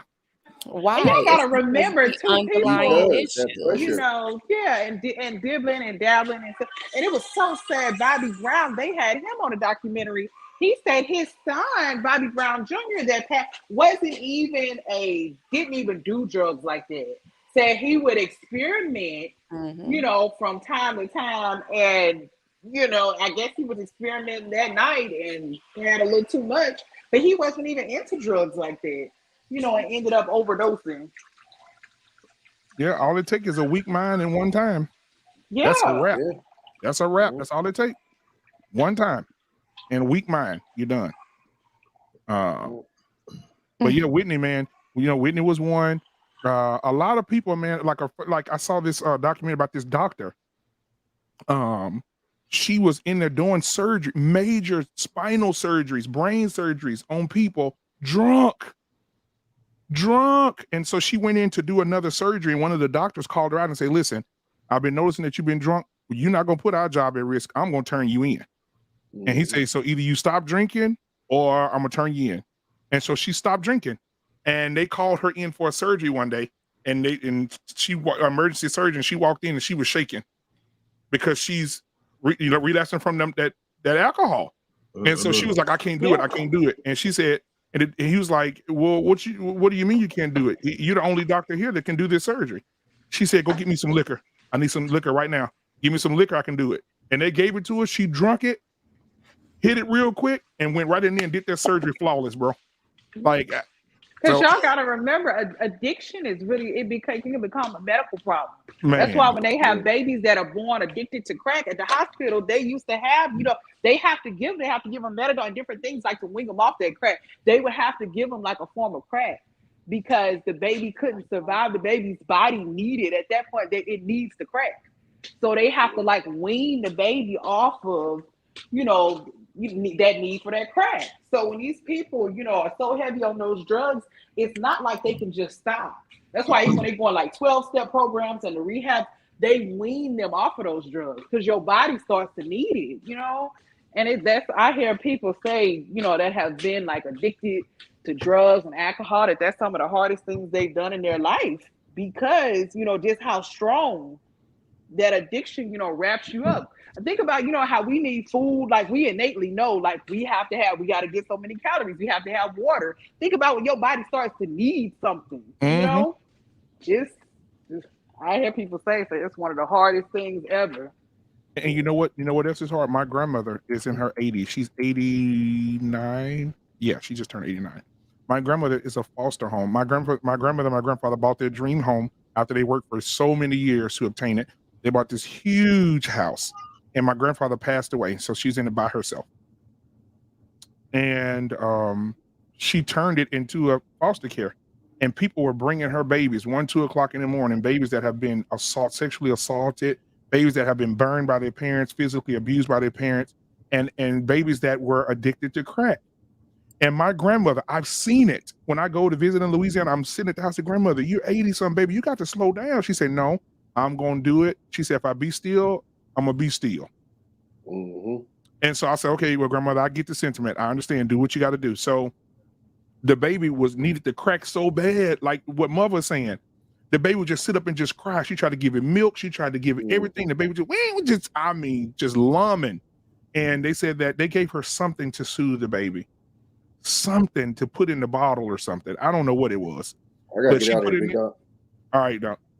And she put it in the bottle and tasted a little bit, and the baby went right back to normal. So I don't know if it was like a synthetic. Is it? Yeah. Is it? What's it called? Methadone or something like that? Yeah, I don't know. It's called methadone. Something Methadone. like that. Methadone. Methadone. Okay. I don't know, but man, that was. I said, oh my God, you know. But one of the famous scenes, I'll say this, and then we'll go. One of the famous scenes that really got me, guys, is when Denzel did Flight, and he was drunk while he was flying the plane. I love that movie. Yes, I love that movie. Genesis, you ever seen Flight? No, I don't think so. Oh, Denzel did so good. Oh my God. And Denzel, he was drunk on a flight. Oh, where he was drunk the and pilot? high. Huh? Is that where he was the pilot? Yes. Mm-hmm. I did see that. And the scene where he was like, they say, you know, tell the truth. I mean, you know, he's like the company is like, don't tell the truth. Just tell them, you know, you had a bad day. And he couldn't hold it no more. He said, on the day that I flew that day, I was drunk. And not only was I drunk then, I'm drunk now. Because remember he was so drunk they had to go get some cocaine to perk him up. To balance him out. Yes. So my thing is this: can you imagine how many pilots that fly us around are drunk? How many cruise line captains are drunk? How many trained? Man, come on, man. I mean, just think about it. Like how many that gives you the open now. Hey, the thing that bothers chill, me, black man, chill, dude. You're giving me anxiety, man. My nigga. But no, you know, just think about how many people, what you're dealing with, and that plane's going up in the air, and you never see the pilot, right? Because he locked in, but you don't know what he up there doing. You don't know if he didn't. You don't know if he didn't. You don't know nothing. And so the thing I'm gonna say this, and I'm done. The opioid crisis just came out, and they said, "Oh, it's a addiction is a sickness," but it amazes me when the crack epidemic happened. Throw all them niggas in jail. Oh yeah, wasn't all these programs, and now they even telling people the opioid crisis. Oh, y'all need to carry EpiPens.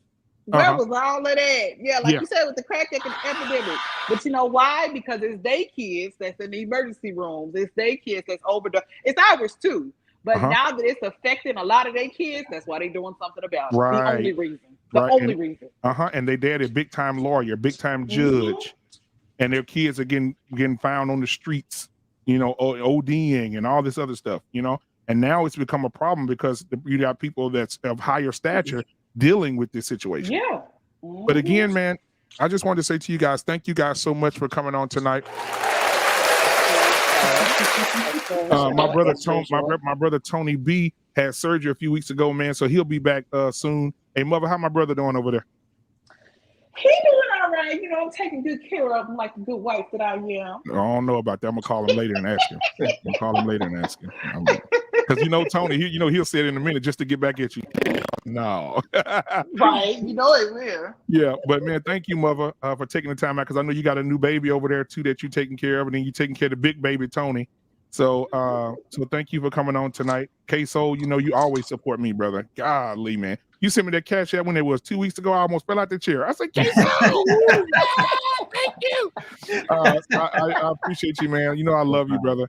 And Genesis, come on. I met Genesis on another platform. I think we was on Sir Hill, right? Genesis? Yeah. Yeah, and we've been banging up ever since. So she coming. I sent her the link. She ain't never not came. She coming because she like to have a conversation and she knows a lot about a lot. And these conversations are necessary. Absolutely. They are so necessary. Right. And we were tonight, mother, we were going to talk about sexless marriage, but I decided after talking with Sir Hill that what's happening right now, the temperature of the country right now and what's happening with everybody deleting themselves, we changed the narrative. And so you better be glad we had that conversation, because boy, it'd have been over tonight. Woo, we still be going. So would. Yeah, men walking around here so full, they falling out. And you know what? Let me tell you something. K-So, I said this the other night, and Sir Hill, I don't know if you were watching it. I said men need to be, what did I say? men need to be anorexic sexually. They do not need to leave the house sexually overweight. I like that. Period. And if your man leaving the house sexually overweight, then somebody got a gym that he can go to get all that out of you. Oh my gosh. Ooh, I'm preaching tonight. Somebody get your faith out. I'm preaching tonight. Yeah, so don't let your man, listen, I'm gonna say this and we about to go. Thank you guys for tuning in tonight. If you just came in, please hit the subscribe button on your way out because we're about to be out. Hit the like button if you haven't hit the like button. But do not let women listen to me. Do not let your men leave the house sexually overweight and end up finding a gym that will help him lose that weight. Well, we gonna talk about it on Saturday. Don't worry about it, ladies. We got you. So Genesis, what do you do on Saturday? I'm coming back Saturday. I didn't know. Yay. You know, I'm trying to 12:30. like get everybody's schedule and support the different shows, but you know, and I'm still trying to like get my stuff going. But I'm gonna be back Saturday. So Saturday on Black Men Unfiltered Network, you will have Mother. 12:30, right? 12:30 p.m. Central Standard Time. You have Mother and S. Dot on the show. They also Mother, you cooking this week? Because last week they did the show, and then she also did a recipe as well while they were talking. Okay. So yeah, I'm trying to do a little something. We'll do absolutely. Something this weekend, we're doing a Valentine's edition. Absolutely. And so this weekend they're talking about that. So Genesis, you make sure you come through. That show bring you up on the platform. Saturday at 12:30. Absolutely. So thank you guys again. And remember, guys, I always want to say this. I'm gonna start saying this every time because I think it's effective. For the people that are still watching, do something nice for someone. Yeah. We have to get away from being mean and selfish. Do something nice for someone. I've seen evidence of it being nice. I just gave you an example. Okay, so I was sitting here minding my business, and my phone said, "Bling!" I said, "Who the hell didn't text me this time?" And I seen that Cash App and the amount. I said, "Wait a minute, K-Soda made a mistake. I gotta call him. I know he ain't sent me this kind of money over here. Let me see what K-Soda sent. Wait a minute." And so, but I appreciate K-Soul, man, and so many others. Big Bad Bull, we bump heads every day. That's the thing. We bump heads, but we love each other. Big Bad Bull be in the comments, man. He be trying to hold me accountable. I be going back to him and back at him. I look down at my Cash App. He didn't send me some money. I say, "Big Bad Bull, appreciate you, brother." He said, "Man, no matter if we bump heads or not, I want to make sure that you're taken care of because we need these conversations, whether I agree with you or not." I love that. I like that, dude. Yeah. It's and all love. So I have a request before we leave. Vaughn, he just would not let me go. I should have never done this impression. But Vaughn, let me pull it up. Let Vaughn look. Vaughn, you ready? Here it is. This is what Maya Angelou says in her voice. If someone shows you who they are, believe them. That was for you, Vaughn. That was for you, brother. That was for you. Now watch him in the comments. He about to be busting up. He probably fell off the couch. He loved that for some reason. But guys, thank you so much. I appreciate it. 12:30. Oh, no. Wait. Today is Tuesday. So Friday, we're going to have the barbershop talk. Oh, yes. And so we invite the women in on that. The men will be talking about whatever for an hour. After about that hour, we have something called the Lion's Den, where we allow the women to come into the men's space to voice any concerns about something that we're talking about in the show, or something that that they want to talk about that involves men. Now you got to be brave. We've had a few come in. You gotta be brave, especially. I held my own with y'all, so Genesis came in. Genesis came in there, held it 10 times. I'm waiting on Mother to drop in there. But Genesis came in there, held her own. Man, she came in there, held it down. And so thank you for that. I might have to hit y'all up this Friday. Absolutely. Come on in there. Hey, you know what? You and Genesis may have to come and tag team together. Yeah, I'm down. Because especially when you got people like B9, E-Man, me, Jedi, oh my God, Queso. Oh wow. Yeah, so be brave. Go ahead and do a lot of praying. But yeah, again, Friday at 8:30 Central Standard Time. Guys, I'm praying for everybody here in Dallas and some of the Texas areas. They're saying that we're going to have a huge freeze storm like we did last year. Jesus. Let's hope the power grid is ready for it. And they said the power grid is ready because last year this happened and we got power I got power every 5 hours.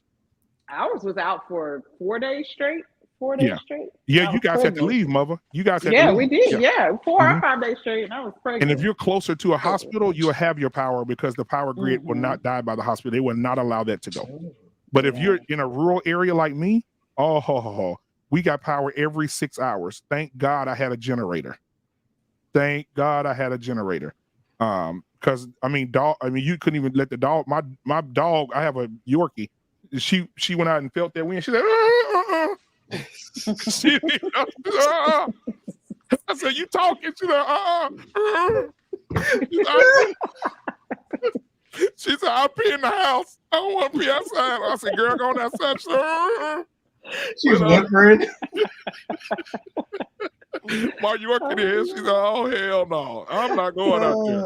But anyway, man, I love spending time with you guys, man. But listen, Friday at 8:30 Central Standard Time. On Saturday, the women are going to be, it's Wind Down with Real Women with your host, Mother and S. Dot. They are going to be, matter of fact, let me pull up this picture so you see how these beautiful women, because she didn't cam up tonight because, I guess she thinks she's too cute or something. I don't know. That's my sister. I'm over here taking She care of your looking cute brother. in her little pink dress. We You see know. her. Y'all see the picture, y'all. We see Oh, yeah, that's her. right. The Yeah. hair is giving. Yeah, okay. Yeah. I'm here for the braids too, Hattie baby. I am here for it. You have to come on there with us on Saturday. I love your energy. I'm here for it. Yeah, We have a okay, see, really look at good Genesis. time. And y'all gonna be over there. I'll be in the comments. I'll be in them comments because y'all be out of line in them comments. We just have to let I y'all have know. behaved lately. I am trying, but when I put that stuff on my side, I'm letting loose. Right. We have to let y'all. Sometimes we have to remind them. Oh, Just like we gonna dress it on Saturday. It's time to end the show now. Here we go. It's time to end the show now. Yeah, make sure y'all come on Saturday. Because all the flexing y'all talking about now, we gonna let y'all know what y'all need to be doing to be getting that. I'm definitely we gonna talk about it. Queso, we're gonna be in the comments, Queso. We gotta be in the comments. But you know what, man? Thank you guys for coming again. 8:30 Central Standard Time on Friday. If you're brave enough, women, after an hour on Friday, please come into the Lions Den. We'd love to hear from you. On Saturday, the women get a glass of wine. They cam up. They talk about us, them. Well, they don't talk about them. They love each other too much. But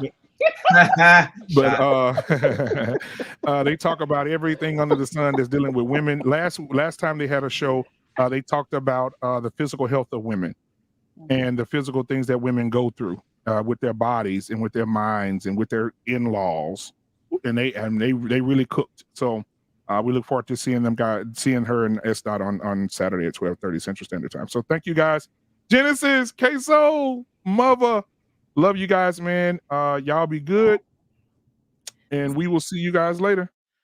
Hey guys, this has been Black Man Unfiltered. The conversation was great tonight. I enjoyed having everybody on tonight. I appreciate you all. I love you all dearly. You are amazing. Thank you for supporting the channel. If you're here right now and you have not subscribed, please, please, please go and hit that subscribe button right now. I need you. I need you like shoes in a land full of glass.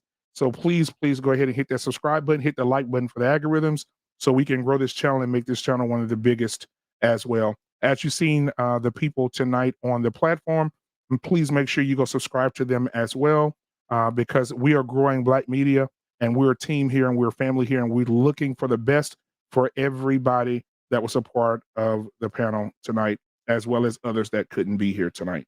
So thank you guys so much. I appreciate you. The love is real. And guess what? Until next time,